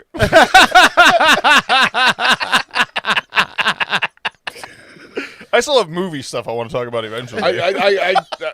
Yeah, no. Bush's movie review. Owen's got a whole list, and we're talking about who. No. Frank I would fuck. started Bush's. I'm trying to get there. I'm sorry. No, I was. Okay, so listen here. Why don't you guys go, let's start the movie thing. I'm gonna text Frank and see if I can get him for the third segment, and he'll go over who he thinks is attractive. Okay, so are you introducing it? You got to set up for it. In other news, that was like you just did a whole Sly Stallone thing. You're talking to me about Okay,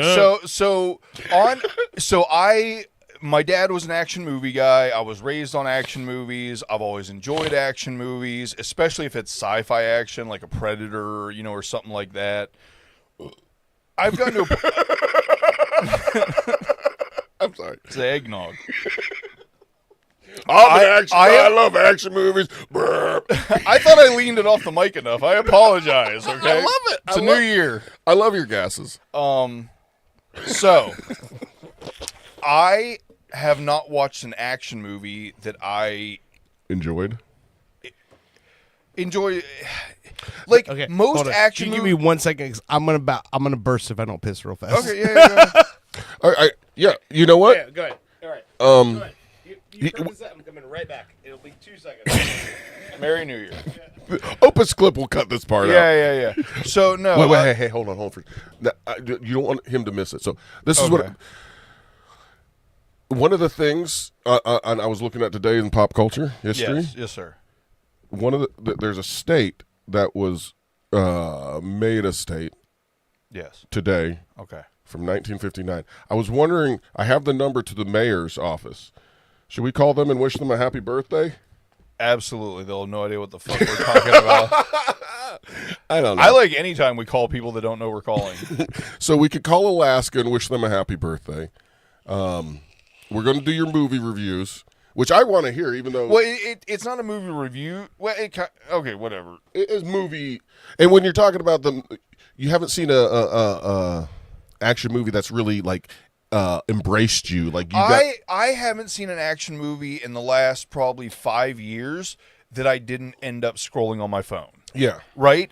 Once you've seen... That's like every movie. We've gotten to a point where you've seen car chases. You've seen fight scenes. You've seen every element of an action movie done in every way. And most of the time now I put on an action movie, and before I know it, I'm playing my Marvel Strike Force, and I'm basically listening to a soundtrack of gunfire and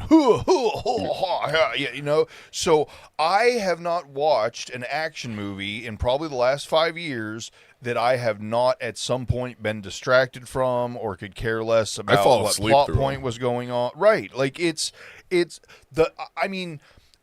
when I seen True Lies, that Arnold Schwarzenegger, like that era, that was like my first R-rated movie. I was like, this is the greatest thing I've ever watched, And then fast forward several years, and it's like I've seen True Lies 20, 25 fucking times. Yeah. And I'm not talking about the movie. I'm talking about other movies made. It's like the same shit.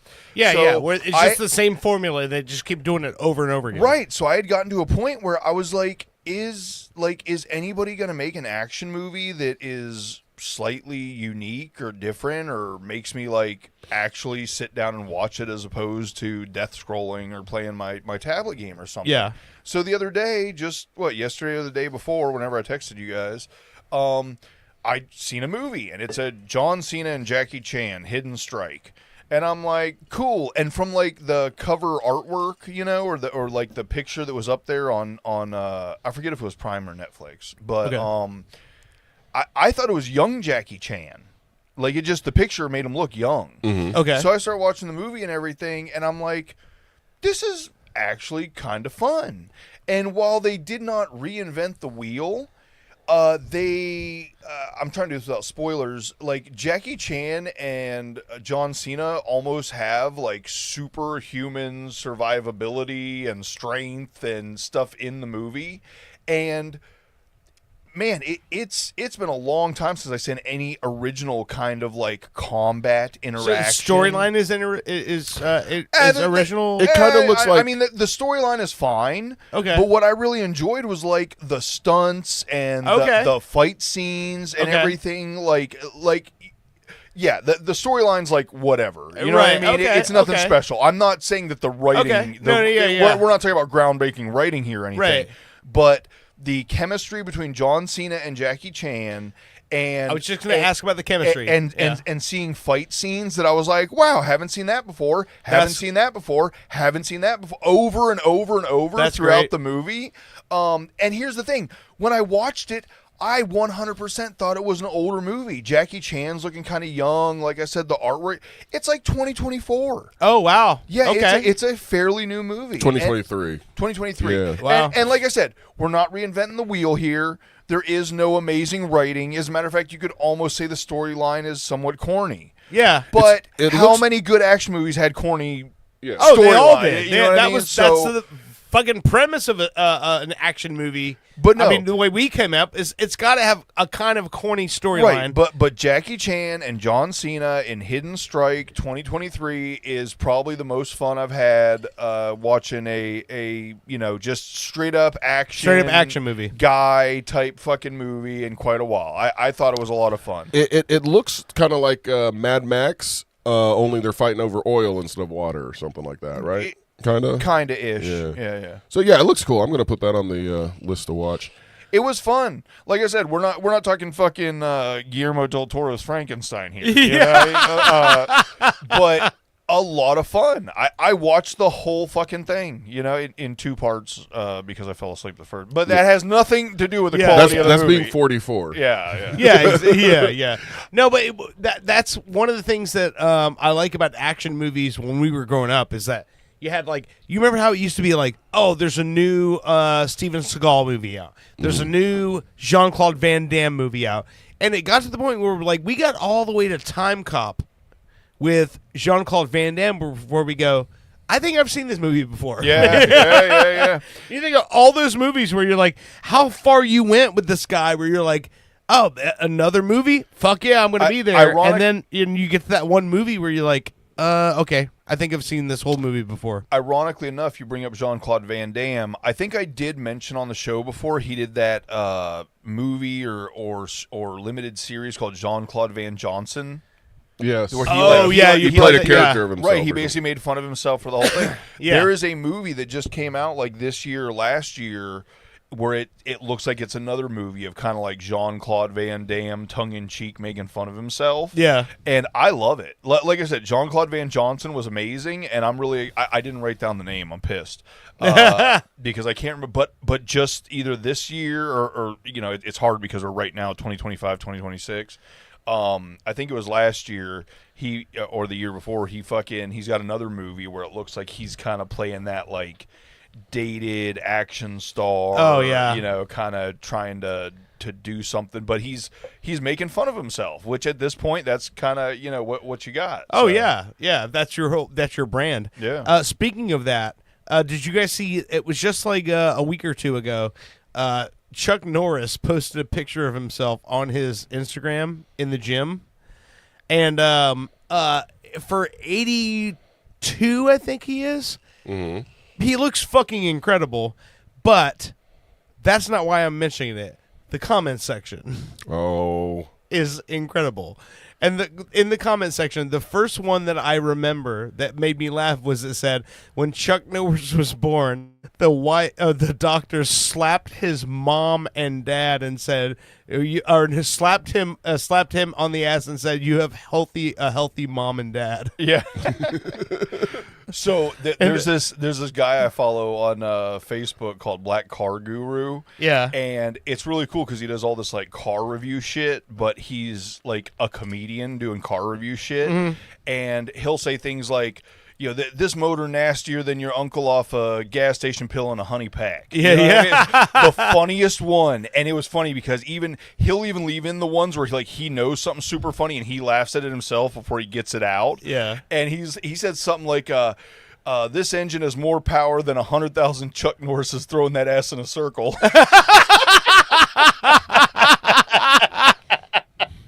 So yeah, official Black Car Guru. If you're looking for car info and comedy, that dude's the shit. Can you find the Chuck Norris post on here? There's so much Chuck Norris stuff coming Okay. up. Death once had a near Chuck Norris experience. Chuck Norris played Russian roulette with a fully loaded gun, and he won. You know, it's just shit like, I mean, they're so it's good. Infinite. It's fucking It's infinite. so funny. There's stupid ones like Chuck Norris built the hospital he was born in. Like, what? Chuck Norris ties his shoes with his feet. With his feet. I don't know how he ties his shoes with his feet. That makes no sense. But it's on here. No, I like the way he builds the hospital He was born in. That's so good. Chuck Norris pulled out a gun and killed an army of 50,000 people, and then he started shooting. These are good. I haven't heard any of the ones you've read yet so far. That's good. I mean, I wonder if, you know what, ChatGPT, fuck my therapy, make me Chuck Norris jokes. Right. My favorite one ever was Chuck Norris once bet NASA that he could re-enter the Earth's atmosphere without the end of his spacesuit. They still owe him a beer. What does Chuck Norris think about the Van Allen radiation belt? That's what I want to know. Hold on. Make me a new Chuck Norris joke there, ChatGPT. Let's see if it's smart enough to understand what I'm talking about. Because maybe, okay, wait, I have to verify if I'm human. Hold on. God. ChatGPT is worried about me being serious. All right. Yeah, it only wants to take over human overlords. They don't care about the...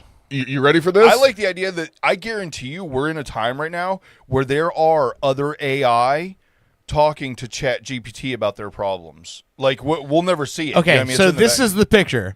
This is Chuck Norris that he posted in the gym. Oh, wow. Yeah, he has Right? aged a little bit, but it looks good for 80-something. He's 82. Oh, my God. That's him in the gym. And so I will just scroll through some of the comments. And, of course, Chuck Norris looks great for his age. And then, here, let's see. Chuck Norris. Trump asked Chuck Norris for permission to run for president. That was one of the first that pops up. Chuck Norris didn't upload this post. He just stared at the screen and it appeared. Chuck Norris once gave a horse an uppercut, and now we have giraffes. Oh, my God. You want to hear some original, brand new, just made by AI Chuck Norris jokes? Yeah. This is a doozy. Okay. It's horrible. Okay.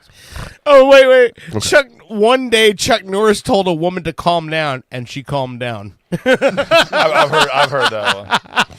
I mean, I already said the F word on the show. You're pretty much good to go, whatever you want to play. Yeah. All right. We got 3 jokes from ChatGPT about Chuck Norris. Okay. Chuck Norris once ordered a boneless steak. The cow stood up, apologized, and walked away on its own.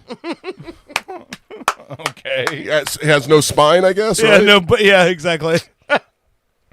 Okay. Chuck Norris doesn't respawn.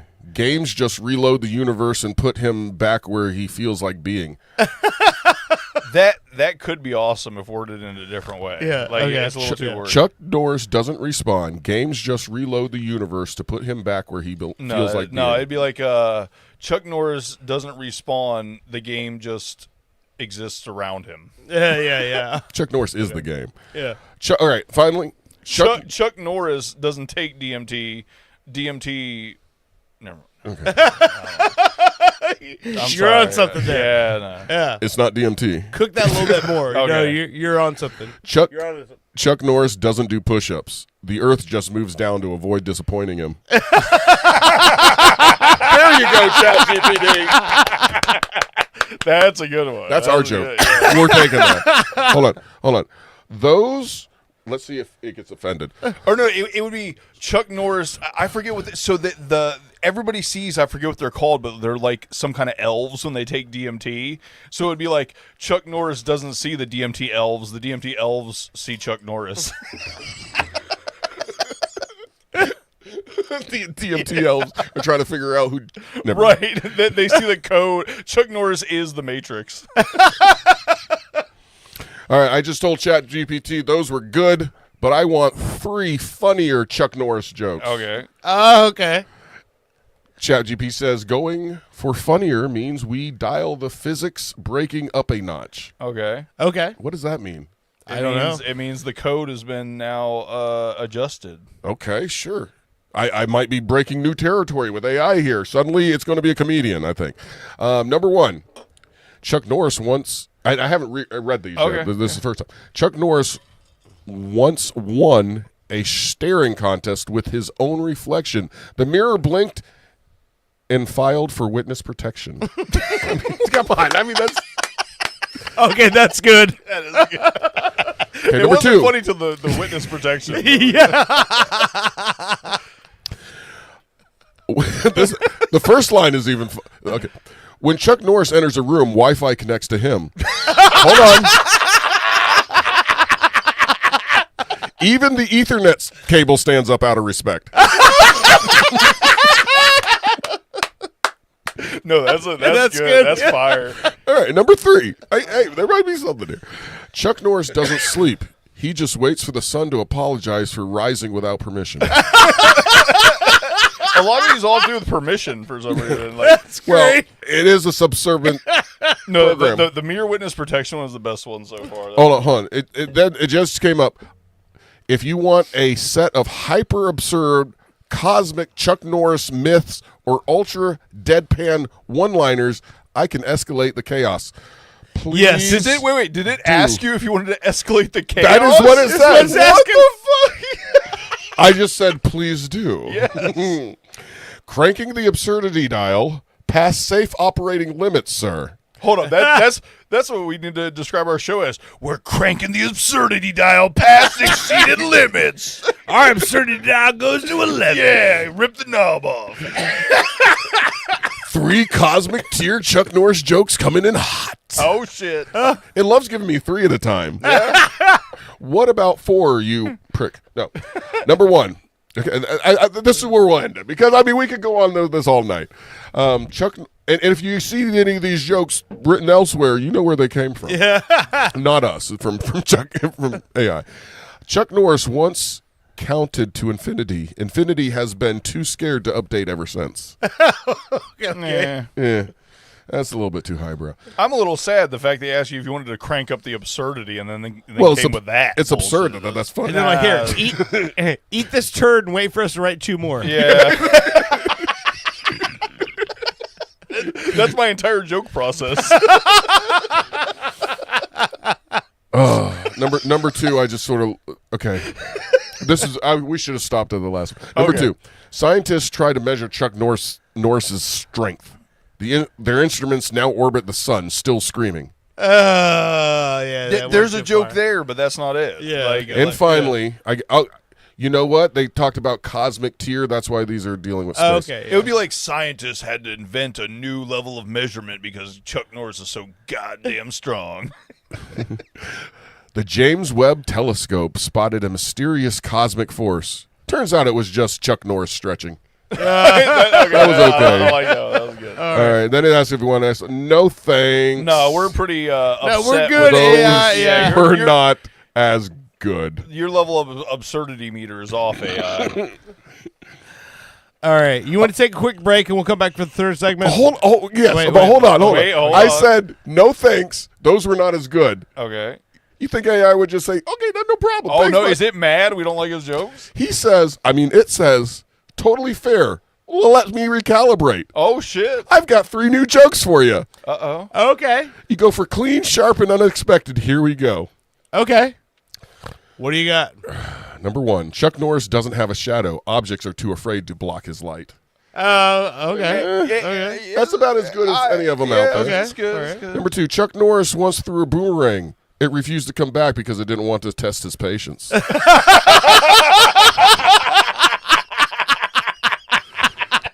Chuck Norris can hear sign language even when it's whispered.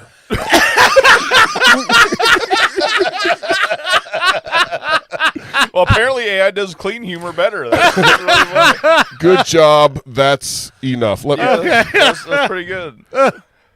Glad those landed on you. Okay. That's fucking AI, awesome. AI is worth something. Thank so. you, AI. If you don't want therapy with him, ask him for some Chuck Norris jokes. There you go.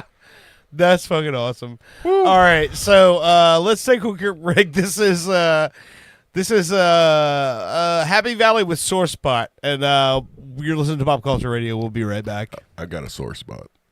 I've got a hot face.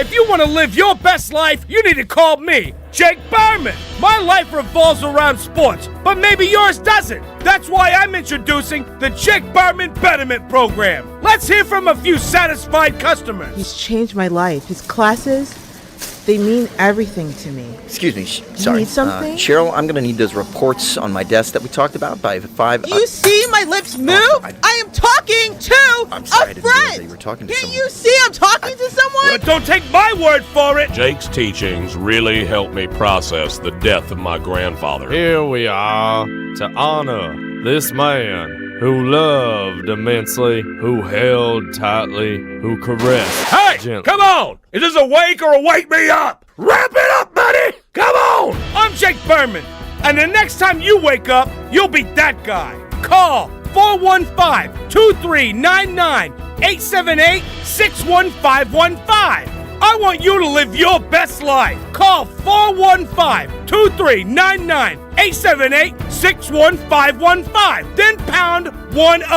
I'm Jake Berman. Want to open up a drive-through liquor store that doubles as a notary public and dry cleaner? That's all you, my sons and daughters of liberty. Here at Badass Hangry Eagle Brewery, we've been bottling up freedom for over 6 years, and we encourage every American to embrace their God-given freedom with their lips.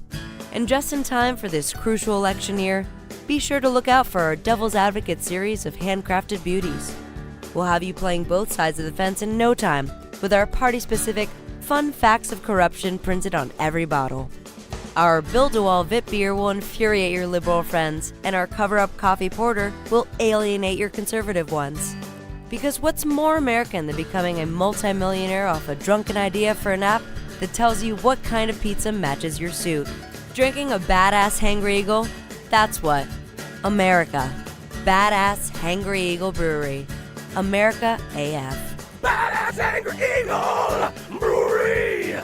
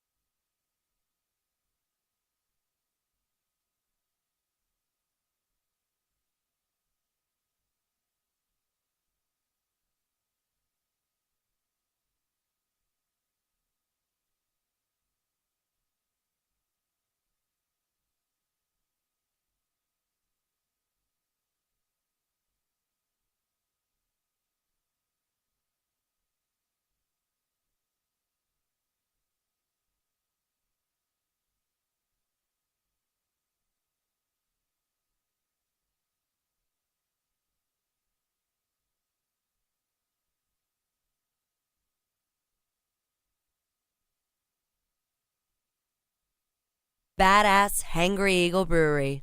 America AF. Builder's Blocks! Hey, I'm Shay, owner of Builder's Blocks. We get it. January? New Year's resolutions? No one has time for that. Right now at Builder's Blocks with a Z, Central Florida's most ripped gym, we pay you. We literally will pay you and you won't have to work. It's simple. Join and bring 2 friends. Sound easy? It is. We'll even pay you more if those friends bring friends. Stay swole with the pros. Only at Builder's Blocks. Discounts of pre-approved groups of 5 or more. This is not a political ad. If it were a political ad, you would know, because it would begin with dark and somber music as I talk about the person I don't want you to vote for, like this. Also, I would drop my voice a little to sound more ominous. as I tell you things about the candidate that are designed to scare you about the future if they were elected. Facts are not important here because I'm just trying to manipulate your feelings. But I don't want to end there. Now I want to make you feel good. So we'll switch to more upbeat music here, as I now tell you the person for whom I want you to vote for. Again, facts are not important here. We will just say things like our candidate will provide better schools, and lower taxes, and puppies and kittens for all. Finally, if this were a political ad, you would hear a statement about who is paying for this, like a political action committee, which raises millions of dollars from the very wealthy with hopes of getting you to vote for the candidate that they think will benefit them the most. The Phillips File is responsible for the content of this ad about the making of a political ad.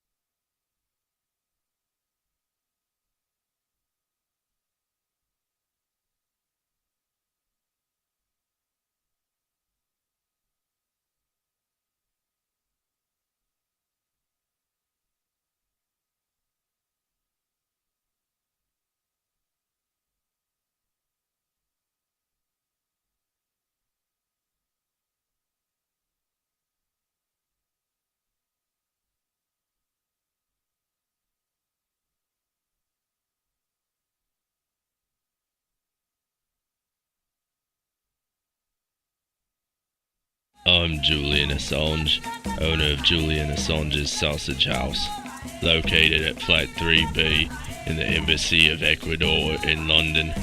If you can't get enough of hundreds of thousands of leaked emails about banal topics of insignificance, at least fill up on me sausage. And for dessert, enjoy a conspiracy in 3 delicious flavors. Crooked Clinton coconut, don't deport me bro mango, and hacker's surprise. No surprise here, it's criminally good. Haha. Julian Assange's Sausage House, in the Embassy of Ecuador in London. Help pay for me cost of living. Free sausage to Swedes. Now, from Future Entertech comes the latest killer app, Sicker, taking care of your tomorrow, today. Call in sick while avoiding accountability. I couldn't believe it. I had this super hot guy stay over, and I just couldn't even. All I had to do was answer a few simple prompts. Dear boss, with my deepest regrets, I, Angela, am unable to perform my duties today due to... No, I'm sick. Stomach, headache. I'm sick. Sincerely, Angela. Sicker's patent-pending algorithm is designed to get you a hassle-free day off whenever you need it. I woke up with a case of anal glaucoma. You know, I couldn't see my ass going to work today. Let me tell you, sick is a real life changer. Dear boss, with my deepest regrets, I am unable to perform my duties today due to... Johnny, you gotta get a hand. See what this hand does. Hey, let me get a shot. Shot for everybody. Sincerely, Sicker, taking care of your tomorrow, today. in a world of journalistic excellence Can I get your opinion? comes a man with no formal training. How do you feel about Crap Newberg? This is Fritz on the Street.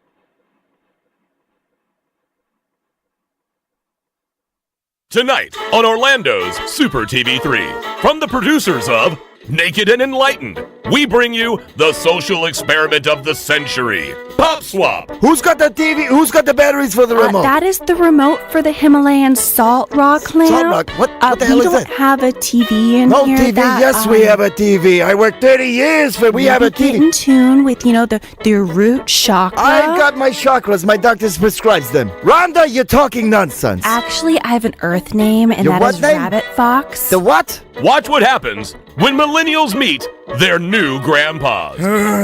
I'm so hungry.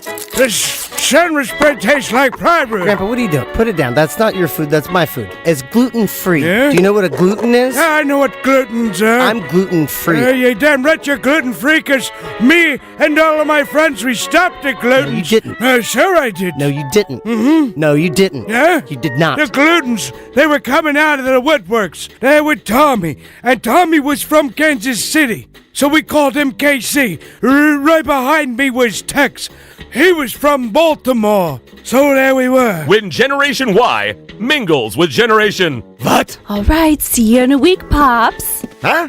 No, not you. How you dollface? Hey, you get your mangy Boys. mitts off of my granddaughter. You're not my granddaughter. Don't you Your tell mitts me are what to do. This is damaging me emotionally. Who? The greatest generation in human history faces their greatest challenge. Pop Swap, only on Orlando's Super TV3.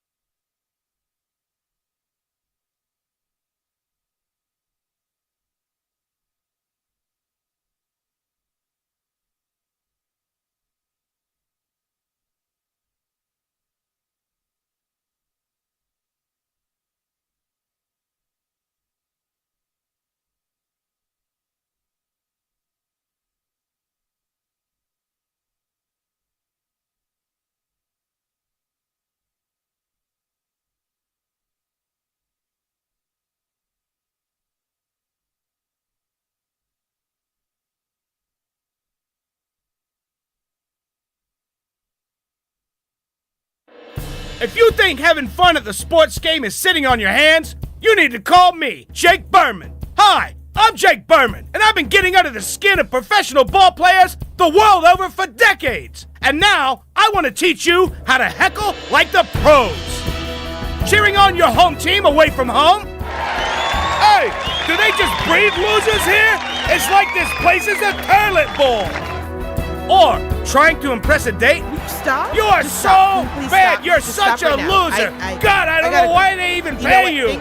Don't call.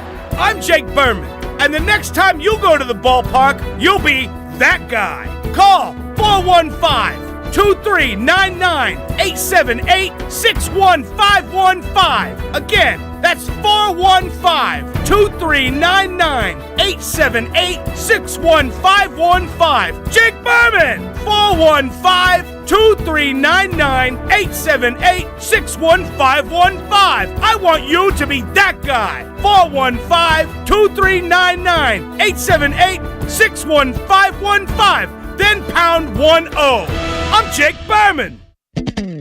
Education can be the most important decision of your life. So why not invest your life savings on one of the best out?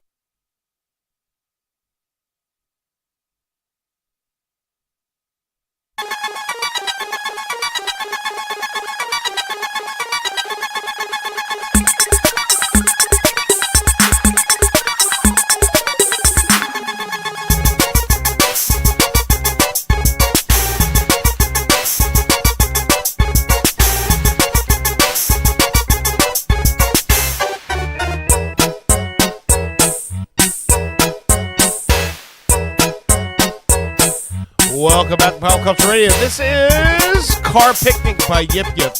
It sounds like a car picnic. Sounds like a video game. Yeah, no, 100%. There's some 8-bit shit going on there. Oh yeah, they're 100% 8-bit. Yeah. Again, 20 years ago, I don't even know if these guys are doing music anymore, but yeah. So Yip Yip was cool. I think I mentioned them on the air before. They used to do their show in both the guys. It was two guys, electronic musicians. They wore checkerboard black and white outfits behind or in front of a checkerboard black and white background with strobe lights on them while they performed this. And it was trippy as fuck, and it was great. Yeah. I remember being in a bar in North Carolina. Yeah, North Carolina. Playing a show up there, and in the dressing room, getting ready to go out and play, and seeing somebody had written on the wall something about Yip Yip, and then seeing one of their stickers in the building, and it made me like, it was like, oh, cool. So Yip Yip's been here. So this knowing that they were there. This sounds exactly what the show would sound like if we did the DMT show I was talking about. Yeah.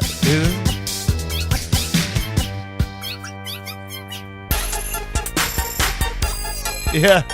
It sounds like you're battling the final boss. Yeah, no, that's good. I like it. Yeah, they were dope as fuck. Yeah. Yeah, everything they did was awesome. I love those guys. Oddly enough, if they would have marketed to gamers and called themselves the final boss, probably would have got bigger. All right. Okay. Yeah. I'm sorry. You guys wait for me. I'm sorry. Yeah, no. I'm trying to host. I'm trying to think of a word that rhymes with Alaska. Oh. Madagascar. No, I put Alaska. Well, that. Okay. Whatever. Like, I'll ask you. Yeah, don't worry about it. Maybe at the end of the show, or I'll just do this for my own fun.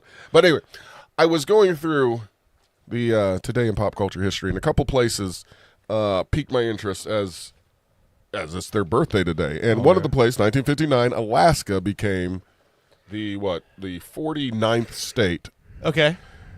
I mean, 1959 doesn't seem like that long ago, but I figured, to be nice, we should call them and wish Alaska a happy birthday. So I have a phone number. Is there number. a number for Alaska? Yeah. Real quick, capital of Alaska? Juneau? Anchorage.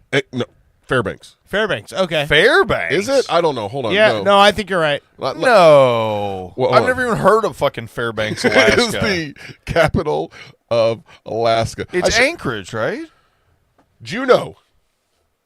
Okay, Juneau, Alaska. None of us were right. So Okay. Juneau, yeah, no, I mean, Did you know? Did you know? I didn't know. Did you know? No. Have you ever heard of any city in Alaska other than Anchorage? Yes. Juneau. No, because I watch those shows where people are like trying to survive in the ice. You know, some hippie from California is like, oh, there's land for sale, and then they're in Fairbanks, Alaska, dying.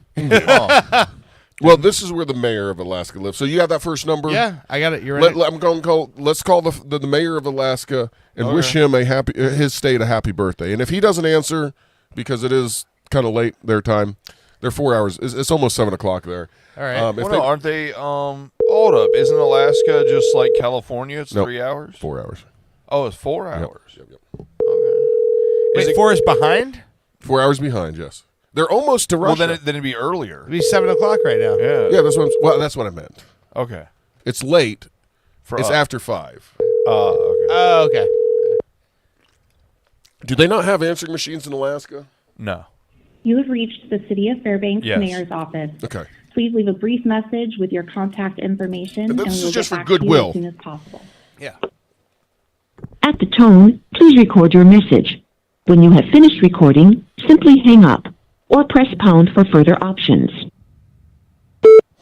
Hey, happy New Year, Fairbanks, Alaska. This is Owen Money with Owen's the Dirt Pop Culture Radio, and I just wanted to say, I heard that it was your birthday today, January 3rd, 1959. Alaska became the 49th state of America, and we just wanted to wish you happy birthday.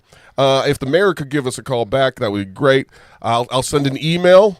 We can talk to him. We can wish the whole state and everybody there a very merry, happy birthday and happy New Year. I know you're not supposed to say it after the 3rd, but we'll make an exception for you, Alaska. Love you.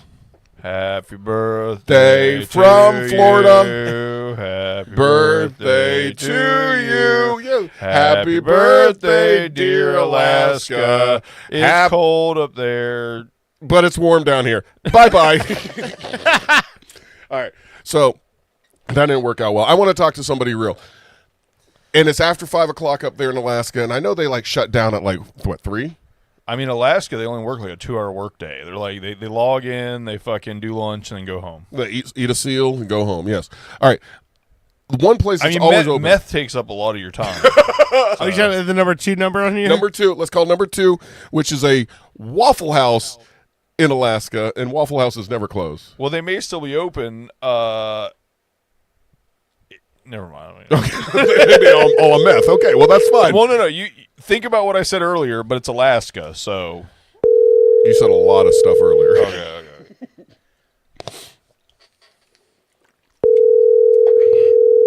We're close to the season. Thank you for calling Waffles and Whatnot. We are sorry we missed your call. We are open Wednesday and Thursday from 8 a.m. to 3 p.m. Friday and Saturday, 8 a.m. to 7 p.m. What? And Sunday, 8 a.m. to 3 p.m. Feel free to give us a call during our working hours. And again, sorry for missing your call. Please leave a message. Hold up, at the tone. Thank you. Bye. All right, that must have been in Alaska language because I didn't really understand all of it. But no, that's what people sound like. They've been on meth for a long time. that's what sleep deprivation sounds like. Well, hey there, Waffle House. I didn't realize there were spots in America where you actually close, but I guess in Alaska they do. Down here in Florida, we're calling you from Florida. I'm Owen Money, by the way, from Owen and Dirt's Pop Culture Radio. We heard that you have a birthday today, Alaska, and we figured what better representation for the state of Alaska than Waffle House. So we wanted to, on behalf of Florida, wish you, Alaska, happy birthday with the Waffle House. But hey, you didn't answer. You're closed. That's weird. You don't even have a hurricane coming and you're closed. It makes no sense. I'm pretty sure there's no hurricanes in Alaska. Well, happy birthday anyway. Tell us how Russia's doing. Have a good night. Tell us how Russia's doing. What is it? Everybody in Alaska is basically Russian, right? I doubt that Alaskan people would say that. I thought they're mostly Inuit people, right? What are they into? Well, you can't say the other word anymore. Right? They're into it? Yeah, they're into it. What is it? In living in Alaska. Oh, they're into it. Yeah. Okay. they like the glues. All right. We have so real quick, not to interrupt what you were going to tell, but I mentioned the other day that I was going to tell you the story of your Christmas gift that you gave to me and Dirt last show. The non-drills?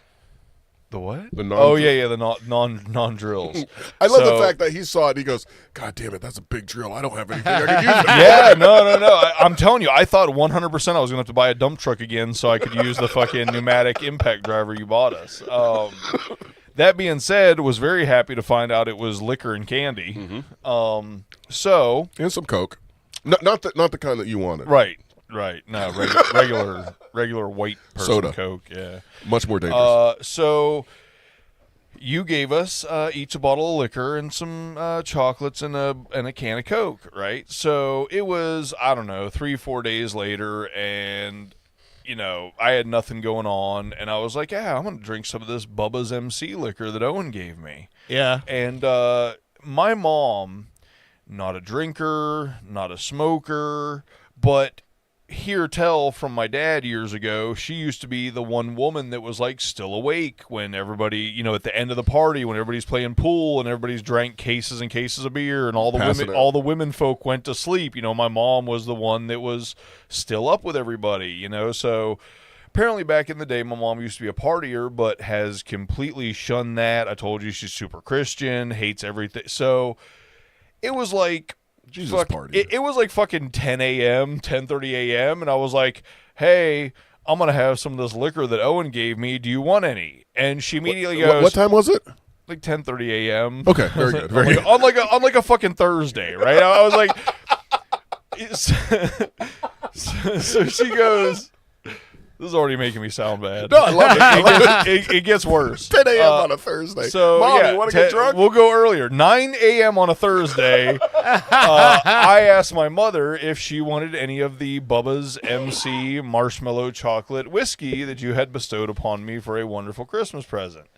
And she goes, isn't it a little early to be drinking?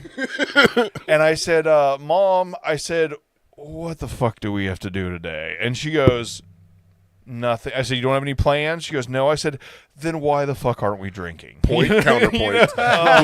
By the way, I can't say the F word to my mom, so that's all a lie. I basically just said, what have we got to do? You're not. I said, do you have any big plans today you can't be drunk for?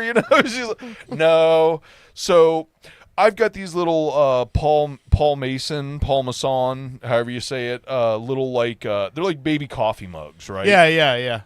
But they're like 2 or 3 shots each. Yeah. And that's if I'm drinking at the house, I usually fill that up and sip it pinky up like a distinguished gentleman. Mm-hmm. So I asked my mom, I said, do you want some of this? And she says, no. There was a lot of blowback for this whole thing and her talking shit to me about what a piece of shit I am for drinking it. I said, do you want any goddamn liquor or not, woman? So I pour, the Bubba's MC, and I go about my business, video gaming. And I don't know, it was, maybe 20, 30 minutes later, I had to go to the bathroom or something. So I walked through and, she goes, do you have any more of that? and I, well, yes, it just so happens that more comes in the bottle. So I gave her another one. And then, I don't know, I think I went to make lunch or something, another 30 minutes later. And she goes, I said, hey, do you want any more of that? And she holds up the glass and looks at me and she goes, do you have to ask? So my mom in fucking 5-6 shots in a matter of an hour and a half went from, you're a terrible person, what do you mean you want to drink at 10 a.m. to, why are you even asking me if I want more? So here's the cool part. There's a good part and a bad part. That all sounds cool. There's awesome and bad to this story. Oh shit. So during this time, my mom is not one to reach out to old friends or anything like that, right? She's the person that bitches that nobody ever calls her. And I'm like, well, when was the last time you called somebody? I said, you have to put that effort in to your friends. Yeah, exactly. To have, because she's even, I've told you guys before, she bitches at me, oh, I guess you're going to have fun with your friends. And I said, yes, mother. And I said, and that's why I still have them. You know what I mean? Like, if you don't, fucking good reply. If you don't put effort into friendships, then they disappear. Yeah. You know, why would your friends consider you a friend if you were never there for them, if you never showed up, if you don't call? So anyway, all the positives, right? My mom went from being like crotchety to laughing, joking.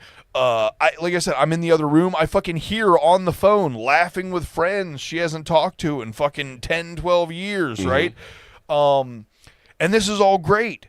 And as I had mentioned, there was several times within the first couple hours that I had to, you know, go through a room to get to the kitchen or whatever. So like, you know, she wanted more. How much were you giving her each time? Like a shot? The little the whole little glass. You know, Wow. so it was like 2 or 3 shots per glass. So we're already Keep up to downing about, them. Well, here's the thing. I told her on the first glass. I said, "Look, Mom," I said, "usually when I give you alcohol, it's rum chata."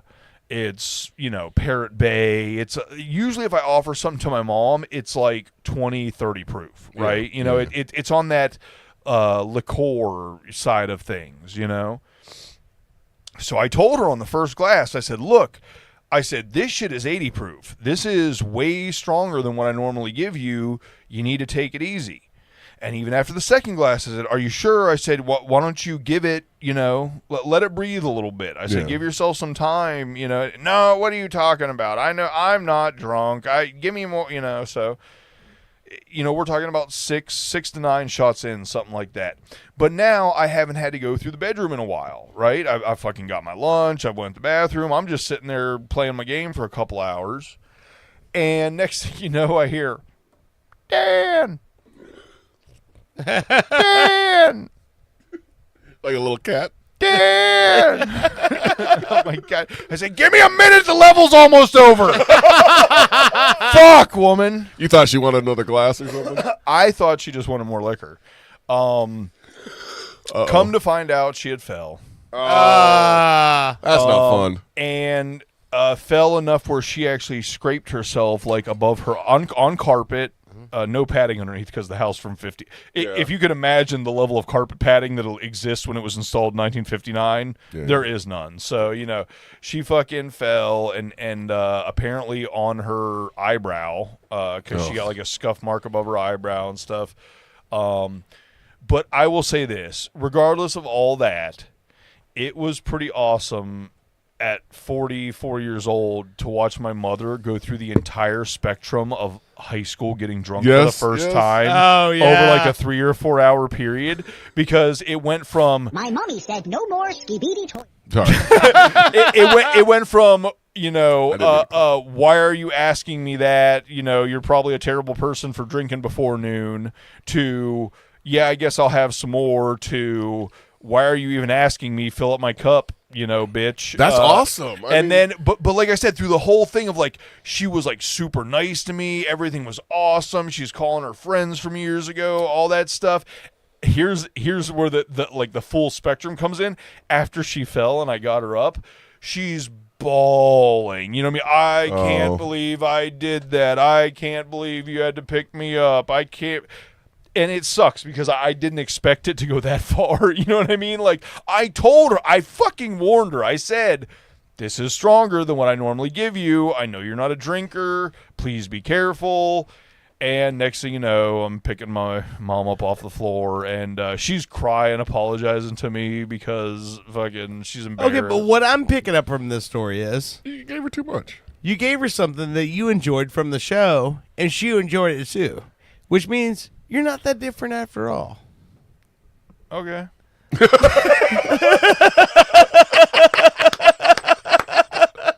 Yeah, we'll go with that. I don't think he accepted that. Call it a hunch. No, I love you guys, and I don't know. I thought that was, like I said, awesome. aside from her falling, which was on the tail end of it, she had a good fucking time. So thank you so much for that. That's fucking that awesome. Christmas gift. That was a. It And was a lot I of thought fun. what was funny to me is like when you texted about it, I'm like, you got a liquor that you're a fan of on the show, and you got to share it with your mom, and then you were like, "Oh, this has been like one of the most enjoyable moments I've had." Like, she enjoys it too. Did she actually talk to you about the liquor? Like, did she give you any like her feedback on it, or was it just like, yeah? No. It was just she wasn't bitching for like 2 hours, and That's and fucking great. I couldn't believe it. And no. But all jokes aside, it was even very short-lived. A cool moment where my mom was. Here was the funny thing that I didn't tell you guys. Even by the second glass, she's like, "Oh, you," because I told you I was trying to warn her. And she goes, "Oh, you better be careful. You're going to get..." So she was like talking shit to me. She was like, you know what I mean? Like as friends, she was like trying to, rib poke me, like, "Oh, you better be careful. You're going to be the one that gets too drunk." Right. Yeah. And I told her, I said, "Hey, just so you know, you're on your third glass already, and I'm still sipping my first glass." I said, I'm just telling you that now. "Oh, what are you?" She started like fucking. "Are you? Well, I guess you can't handle your alcohol then, huh?" Ha ha ha. Like she was laughing at me. What I'm hearing is, forget my grandmother. Bring Bushy's mom to the show next week. Oh man, I'll do it if she'll. I mean, I doubt it would ever happen. Okay. All right, so hang on. I reached out to my mom? my contacts. That was quick. No, he gets shit done. Well, I was just wondering how he's got my mom's number. I reached out to one of my buddies who is from Anchorage, and he said they're ready right now. So for us to wish them a happy birthday. Great. And he said they are on a date right now. Uh-oh. And even better. Well, let's ruin it. We're definitely singing, right? I'm switching the... I'm in a singing mood. Hold on. Happy birthday, Alaska. How old are you, Alaska? Born in 1959. Hold on. Doing it raw. Do I start singing right away?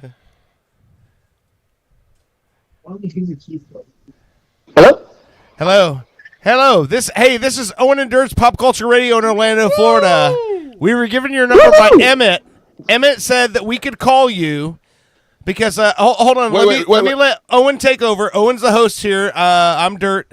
Owen, what was the reason why we were calling people from Alaska right now? Sir, I need to first verify that you are from Alaska. I am from Alaska. We got a 907 phone number. That's the only area code in Alaska. Very good. Bam, there you go. Very good. I'm convinced. We don't know that to be fact, but we're going to take your word for it. I want to ask you as official Alaskians, what happened in 1959 on this day? Was it that he became a state? Yes! So... Happy birthday, Alaska! Indeed. You get a brand new garter belt made out of candy corn. This is Florida calling, and we're calling all the way across the globe just to wish you a happy birthday, Alaskians. So we're going to each wish you a very special happy birthday. So, Alaskians, I know it's cold up there. Happy birthday and a Merry New Year. Thank you very much. Thank you. Happy birthday, Alaska. Happy New Year. There's three of us, so be patient. Happy birthday, Alaska. I know your mom. So I will just say I'm pretty sure it's Alaskans. So happy birthday, Alaskans. Alaskans. Yeah, that's what's up. Yeah. Alaskan sounds like something that was cut off when we were born. Now here, I will immediately shoot myself in the foot. How much meth do you guys do? It's pretty easily to find around here. Me personally, I told you guys. I fucking told you. It's like going to a gas station. But it is everywhere. Gas station. Okay, so can I ask you this? What are you guys up to right now? Are you guys like going out somewhere? Or are you you're hanging in the house? Like, what do you guys do when it's a Saturday night? So like, what's the plan? It is about negative 20 degrees right now. Oh my fucking God! Are you? I'm kidding not me? joking. Jesus. Yep. Yeah, this is my husband's phone number, but we're out on a date right now. Okay. We're about to celebrate our 13th year together. Well, congratulations. Wait. I like the fact that he was more confident in that answer than you. I have to count backwards. He wins. He already won for tonight, though. No, I can't do math very well, but... That's all right. You fit right in. Let me ask you. You're in Alaska. Like in Florida, if I want to take the wife out for the date, we'd load up the kids. We'd go to the Olive Garden, and we'd come home fat and happy. Now you're in a environment that's minus 20 degrees. Your cars don't work in that. How do you get? Where are you going? What is a date? We have block heaters. You have to plug in your car at night after it gets below zero, and it keeps your motor oil warm, so it's easier to start your car in the morning. Okay. So anytime after zero, they say you should warm up your car. I usually don't and just send it, but that's what's recommended. That's annoying. So is that actually is that something you have to get installed aftermarket, or is that like if you buy a car in Alaska, it already has the plug-in like oil warmer? Most cars up here already have that standard come in stock. Okay, is it like a heating coil, like a heating blanket would have on the oil pan kind of thing? Yeah, similar. Yeah. Okay. That's there's a couple different varieties, but you're getting technical. Yeah, I never knew that. I was just curious. Well, okay, so and then you usually got to wait at least 20 minutes before you drive your car to at least get the windshield to thaw out because you can't see through it. Right. Yeah. Well, you let the water heat up so it can circulate and all that, so it's not going to freeze. No, he said windshield. Windshield, yeah. Just to clear the windshield. Well, but how does a defroster work? Yeah. It'll freeze on the inside. I had a truck that didn't have heat, and I'd have to scrape it from the inside as I was driving down the road. Oh, that's crazy. That's insane. That's man. hardcore. Okay, so have you ever why seen do you your hate breath yourself? freeze coming out of your mouth? Your breath. Mm-hmm. You've seen that? That's Oh, not yeah. true. That's really. All right. How vulgar can we get? Because I got another question. Well, hold on. Never mind. Go ahead. Go ahead. Alaskians, close your ears for a second. Bushy, tell me. No, I take it back. Okay, never mind. Yeah, go Alaskians, you can listen again. Now, I don't want to make you upset, but it's 63 degrees right now where we're sitting, and it's a little chilly. It's a little chilly. Dog. I'm mad I had to put socks on. Yeah, we were there a couple months ago. I got down to 28 while we were in Acapulco. God damn it. So okay. So you start your car up an hour early. You finally get in the car. You're going to go out on a date. Where do you go to eat? We have an Olive Garden too. We got 3 of them around here actually. That's fucking awesome. I like the idea that it's like depending on the event, you go to just the different Olive Garden. Like this is our anniversary. This is the anniversary Olive Garden, but this is our birthday Olive Garden. This is a nice Olive Garden. Yeah. There's the east side and the south side. Yeah. And there's that one Olive Garden where people get in fights sometimes. That's the Olive Garden where you go to when we're like, yeah, it's that night. All right, wait. Most important question. Wife, close your ears for a second. At 20 below, do Alaskans still dress slutty if they got to go on a date? Oh yeah, they absolutely. You should have seen Halloween here. Yes. Oh yeah. Yes. Dude, what do they say? Hose don't get cold. Hose don't get cold. Hose don't get cold. Shout out to every woman that wears a mini skirt in 20 below. That's what's up. Hell yeah. When you shoot a load, does it like hit the ground and go chink, chink, chink? No, that was where I was going earlier. Oh, really? Yeah. How many Halloween costumes were sexy Inuit? Have you ever had to break a cum icicle off your chin? Don't answer that. I mean, unless you want to. Jesus. Oh, so it sounds like everything's the same, except it's just colder. Right. So, all right. Well, oh, yeah. We kind of and also they get way better seafood than we do. Probably, yeah. That's true. We're at seafood restaurant. Yeah, that's what we're doing tonight. Yeah. Oh, crab legs. That's right. The deadliest catch is filmed up there. Do you guys know any of the guys that do the boats? Or what, do the boats? I got a couple buddies that are crab fishermen, but none on the show. Not on the show. None on the show. Yeah. Oh man, that is a hard job, man, and it's even a harder job to crack those damn legs to get the meat out. And also, and what's the like what's the reality of the whole like light for 6 months and dark for 6 months? It's like that's true. It's real. That's real. Okay. Yeah, it's real. Yeah. Yeah, we'll go camping in the summer, and it'll be 2 a.m, and you can still see. The midnight sun is definitely real, and then the darkness in the winter definitely real. That's awesome. So how much of a degenerate do you feel like when you're walking out of a bar at 2:30 in the morning at fucking closing time, and you cash out and you walk out and the sun hits your eyes and you're like, God, I'm a piece of shit. No. Do you feel like? Well, then you gotta know who you're taking home that night. I mean, it's kind of better that way. Oh no, I can see her. You ever accidentally take a seal home? Same smell, same sound. You'd be surprised. There's some guys around here. So a question I have is, do you guys actually celebrate like your statehood over there or no? Like Not really. No, I wouldn't think so. We celebrate the solstice, but we don't really celebrate our statehood. I'll tell you what. Okay. Florida's statehood is Pine Hills. Not the statehood. Oh, statehood. Yeah. No, I celebrate when you became a state. I apologize. Not celebrating the hood in your state. Oh, I misunderstood. Shout out Mountain View. One more question. Oh, do you guys have a hood? Do you have a? Do you have a hood? You do. Yes. It's called Mountain View. Okay, so what's the hood like in Alaska? Like, is it like? I can tell you, it's probably the same as Florida.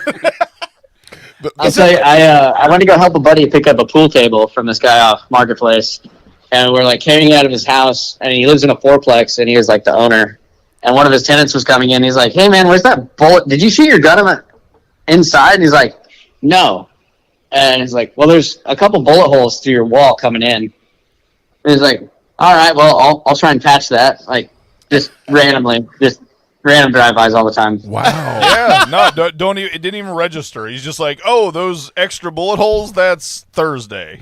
Jesus Christ. Yeah. I'm like that with dust. You know, hey, there's some dust there. Friday is my bullet speckle hole day. That's So is it hood in Alaska like a Dr. Dre video but with parkas?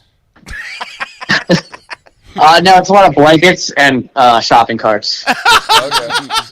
Blankets and shopping carts. Oh, wait a minute. Hold up. So, like, in Florida, there's always, like, a pile of shopping carts down the road from, say, like a Winn-Dixie or a Publix or something. Is it the same thing in Alaska? Like, there's, you see the pile of shopping carts with the homeless kind of like, oh, yeah. Yeah. See, they're not that different, Owen. I told you. I just asked ChatGPT. I don't know if you Alaskans know about ChatGPT yet. There's this AI thing. It's taking over everything. I know they. Yeah, plenty of people cheat their way through college here too. I just asked them. I just asked ChatGPT, what is the hood like in Alaska? And it says the hood in Alaska, particularly in the neighborhood like Mountain View, they have rough streets, high crime, and poverty. That's exactly what he's expressing. Yeah, no. Guess what? People are the same everywhere. Yeah, exactly. They get drunk, they go to Olive Garden, they come outside of the bar mad about who they end up fucking, and then they drive through the hood on the way home to get their meth. What is the goddamn difference? It's just colder. It's just colder. It's just colder. You got to wear coats, but then you got more pockets to put your meth in. So. You got benefits. More pockets to put your meth in. I just want to say, anybody listening, we do not support meth use. No. I mean, I do, but the show doesn't. There you go. You heard it from Bush. All right, Alaska. Well, we have such a great time, you guys. Thank you so much. We are on a date, we are going to get our way out of here. But happy birthday, Alaska. Thank you so much. Yes. No, hey, seriously, thank you guys so much for your time. We appreciate you. It was a lot of fun. Merry birthday, Alaska. Yep, from the other side of the country. All right, bye-bye. Bye-bye. See ya. Bye. Even in Alaska, the girls know when to fucking shut this down. Okay. We've talked to your stupid friends enough. We're on the date. Right. I know. I was trying to wrap it up, but I'm glad you got there first. They hung in way longer than I would have expected. And that, thank you to Emmett, my buddy Emmett. He's from Alaska, and I'm like, hey, who can we call that will answer the phone right now? And he's like, hey, my buddy's on a date right now. Call him. That's and he sent me that number, and I'm like, yeah, Emmett is a fucking boss. We didn't know, but they hung in there through all the nastiness and everything. What else they got to do? They're in Alaska. Yeah, true. I mean, they're on the way to Olive Garden. What else? All right. Well, that was exhausting. That was great. Do we want to call the last number? I don't know. Yeah, call it. What's the last one? Well, there's one other place that's birthdays today, and it wasn't 1959, but it was 1977. This company formed, And okay. And is the last number that's on here? Is it Igloo? It is the last number. I want you guys to guess. They revolutionized some technology. Yeti. Nope. No. Technology, not drinks. Yeah, Yeti. They revolutionized keeping shit cold technology. Have you heard about the new phone that came out? Hold on, let me click on it. It's called the it's liquid cooling. God damn it. Oh, I want a liquid cooled phone. I don't know. It's like a Magic Note 10 or something. Okay. I can't find it on. But basically, this company will come out with this in about 10 years and call it their own. It's Apple. Apple was formed in 1977 right now. Do you have that number? Yes. Let's call it in. Steve Jobs, who is it? Is it Tim Cook? Yeah, Tim Cook. Yeah. Or Jim Cook? Tim Cook. I'll say Mr. Cook. Yeah. I should probably know the company's CEO's name, right? I'm pretty sure it's not his number. It'd be awesome if it was, yeah. What if? Oh, Mr. Cook. Have you heard of Florida? Your call has been forwarded to voicemail. The person you're trying to reach is not available. At the tone, please record your message. When you have finished recording, you may hang up. Hello, Mr. Cook. This is Owen Money from Owen and Dirt's Pop Culture Radio down in Florida. I know you're a big, important man with the company of the Apple computers, and I just wanted to wish you a happy birthday. It is January 3rd, 2026, and you guys had a birthday in 1977. I just wanted to wish you a happy birthday, and I wanted to give you a heads up. Some other phones have liquid cooling now. I know in about 5 or 6 years you'll figure it out, but happy birthday. That's a tip. Enjoy it. All right, hang up. I want to help Apple out so bad, but whenever they come out with a new thing on their phone, it's like a new color. And Samsung has already done it like 10 years ago. So this liquid cooling thing is going to be the future of electronics and everything. And it's just cool. Just look into it. Look into it later. Maybe even gaming. Do you know how hot things get? Well, here's the thing. I only buy Samsung, so I'll have it as soon as I upgrade my phone. Let me look. Liquid. I need to get this out for everybody, if anybody's still... Well, you do know that is probably has a lot to do with AI, right? Because AI, the whole thing about it is... Got so hot. The impossibility of keeping it, like, super cool. Like, in order for it to actually... function properly, it's got to be a negative 50 degrees Celsius or something like that. Yeah. That's why they're building all the fucking data centers and why our power bill is going up. Yep. Hold on. It's not about a camera prioritization. This is about the better performance. Hold on, pause it. Why every time do you want me to learn something, you play it from some guy that sounds like he's a redneck from fucking Louisiana that just got done fucking shucking his crawfish. Now he's going to tell us about liquid-cooled phones. Because for some reason Google gives me rednecks the first days. I'm just saying. I guarantee you, on my phone as I'm scrolling, never does my technology advice come from a redneck. Well, I'm thinking the phone hears me and goes... He's an attractive Indian woman. My phone hears me and goes... He'll relate with these guys. But no. Dirt, what about all the junkyard commercials I've been sending you? Can we play them? Yeah. What? No, I'll show you after that. Right. Probably can't play that on the show. Junkyard. Nothing wrong with that. It's... Hold on, I'm trying to show you something because I know you'll love it. But I can't find it. Never mind. Forget it. You'll love it. Trust me. Liquid cooling is coming.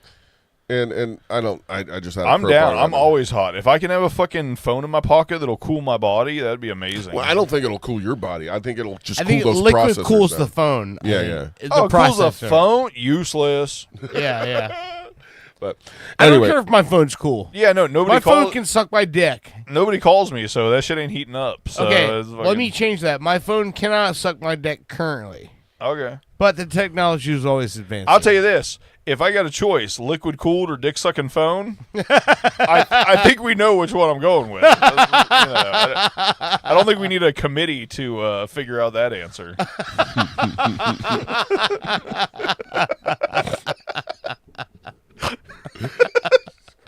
Phone-gina. Well, let's ask. Hold up. Where's my phone? You hold on. I gotta ask. This makes me think. Hold up. Dear Samsung phone, when will you have a functioning vagina? Oh, it didn't. I like when it talks back to me. Oh, it didn't talk back. Hold on. Let me ask chat. Hold up. There's an answer. I just can't read it. Hold up. I am a assistant, not Samsung phone or any physical entity. I don't have a body, which means I don't have anatomy like a vagina. Therefore, I will never have a functioning vagina. My purpose is to provide information and assistance with tasks. You didn't ask it in the proper way. my phone just told me it will never have a vagina. Well, you know what? AI must be talking to each other because I just said, when will our phones have functional anatomy to have sex with? Okay. I had to be specific. Right. You're being scientific. Yes. Whatever. ChatGPT says phones aren't going to develop functional anatomy for sexual activity, and that's not a direction mainstream technology or medical ethics are moving towards. Right. A clearer way to think about this is through the history of human technology interaction, and then it gives me 3 reasons why this won't happen. Well, then maybe you need to respond, well, maybe you should.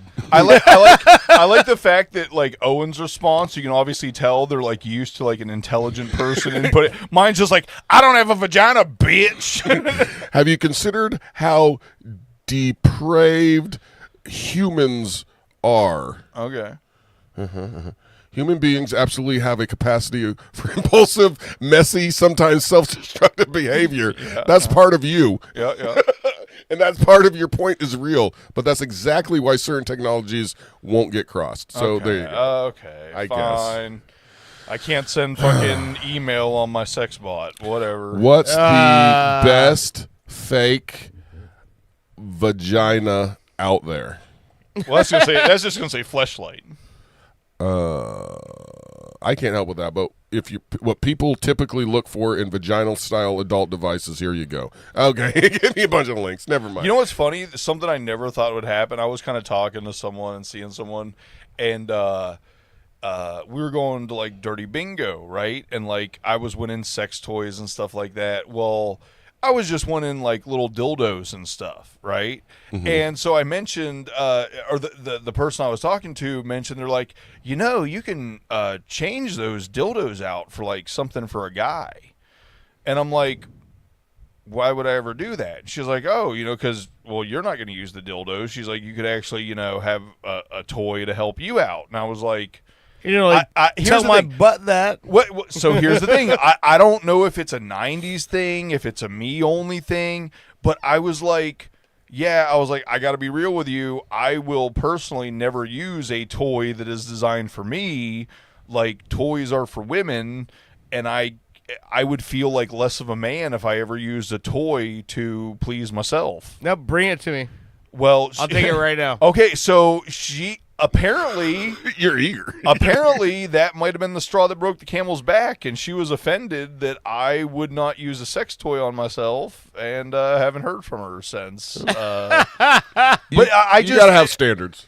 But I mean, I don't know. To me, that it wasn't even. I can't even say like, oh, it's the way I was raised. Like, no parents go to their sons. You're like, talking hey, about like pegging or something, right? No. I'm just saying like a fleshlight, any of it. Like, I cannot see you. To me, if you're a man and you use a sex toy on yourself, it's because you failed as a man. You know what I mean? Like, because if you didn't fail as a man, you wouldn't need a sex toy. Well, are you talking about yourself or with her? By myself, even. Like, you like. And that girl got mad at you because you wouldn't do something by yourself. No. Let me be clear. I'm projecting this. I just, okay, I haven't heard from her. I'm assuming that's what it was because I couldn't figure anything else out. Like, that was the only thing that kind of made sense to me. Mm-hmm. But regardless of all that, I kind of brought it up to say, like, I don't know. Is that a weird thing that I feel like it's a defeat as a male if you have to use a sex toy? Maybe that is a defeat, but I mean, if it's not comfortable for you, don't do it. I mean, like, I literally, just the thought of me using a fleshlight on myself makes me think less of myself. You know what I mean? It's like, oh, what a fucking loser. You got to fucking... Me thinking about doing use a toy... Right? No? Can I just bring up something that? Sure. Yeah, please, chime in. You guys both have witnessed me do stand-up comedy. Yeah. Oh, I thought you were going to say jerking off. I don't remember that. Yeah. I mean, if you say I did, sure. And for 30 years, I've been doing a bit about the equality between male and female sex toys. Yes, right? I remember that absolutely. Yeah. And that's a giant problem. Is because it's okay for women to have like the Game of Thrones chair with dildos, but if you have one fleshlight rolling around on a coffee table, all of a sudden you're a pervert. Well, let me be clear. The feeling that I have is not any stigma, or I don't think it's attached to a stigma. I just think as a guy, if you now here's the difference.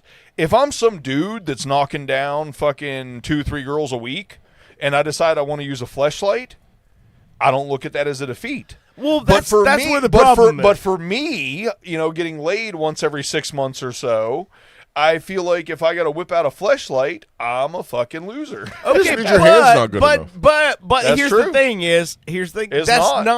that's not directly relative.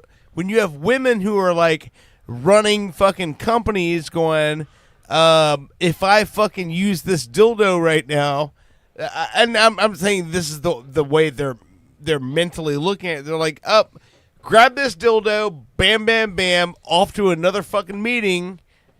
I don't have to deal with a dude being in my house. Right. That's okay, right? Yeah. So what's the problem with you having a fucking fleshlight or because you take the fleshlight away, I'm just laying in my bed crying, wishing there was someone there, as opposed to someone running a Fortune 500 company with their dildo. If I have a replica of Jenna Jameson's asshole and pussy sucking up to my fucking coffee table, what's the difference between that and a girl who has like a peacock plume of dildos in the other room? Technically, there's no difference. For some reason, makes me feel like less of a man. Yeah, okay. I'm just saying it shouldn't be that way. It shouldn't be, but I mean, yeah, it's a true feeling. Yeah, for some reason, if I'm just putting my truth out there, if you need plastic I'm just help, saying, whatever you bring to this house that's fuckable, I'm down. Oh, okay. Let me show you how it works. Okay. Okay. Well, I got a whole bag of stuff from Dirty Bingo, so. Is any of it? Could you put your dick in? No, it's all like little dildos and whips and paddles and shit. That's the problem. Yeah. That's the problem. I always eat the bubble gum. The bubble gum that hangs out my shorts. Yeah, the bubble gum. I got a dildo and it comes with a Bazooka Joe. But do you get the comics though? Yeah. They're funny. It's weird to read the comic from Bazooka Joe when you got a little dildo in your butt. It's hard to read that little text when it's like bzzz.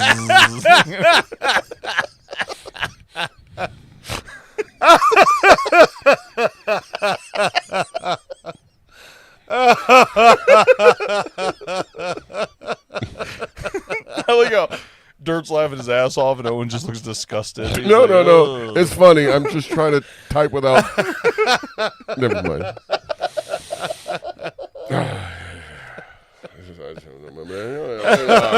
Last 5 minutes Coming out this summer, Bazooka Joe dildos.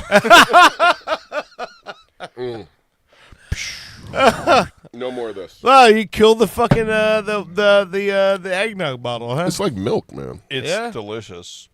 God damn it. Yes. Okay, forget about it. Never mind. Oh man. Boy, oh boy, this has been a heck of a show. God damn it. I'm sorry. I clicked on the wrong button. I had a whole nice rhyme about Alaska being fucking birthday today. Yeah. And how they go to the Olive Garden, they fucking eat, and it's so cold. And I hit the wrong button and I erased everything I typed. So. No! It sucks. Yeah, it does. But anyway, all right. Let's call it quits. Okay. I'm down with that. Let's go hang out on the porch, have a little. Oh, real quick, aside from my mom, let's not hang out right now. Aside from my mom getting drunk and all that stuff, I ate all those the Andes mints. That was amazing. However, I put the Coca-Cola you gave me for the rum and Coke into the freezer and forgot about it and it exploded. So Well, hey, no good deed goes unpunished. Yeah, no. Overall, the good great deed. present. I don't know what that means. Okay, this is the story of a girl. Bird and Rain. You fucking do it every time. I'm sorry. Bird and Rain by fucking Trabian. Bird and Rain, a song to stay. You listen to Papa Culture Radio. We will be back again next week. Have a good night. Yeah. A shattered window singing, I've seen everything. A bird and rain came through my window as it crashed to the ground, making all kinds of sounds. Pop Culture Radio has been a weird Florida production. Like and subscribe on your favorite platform. We love you.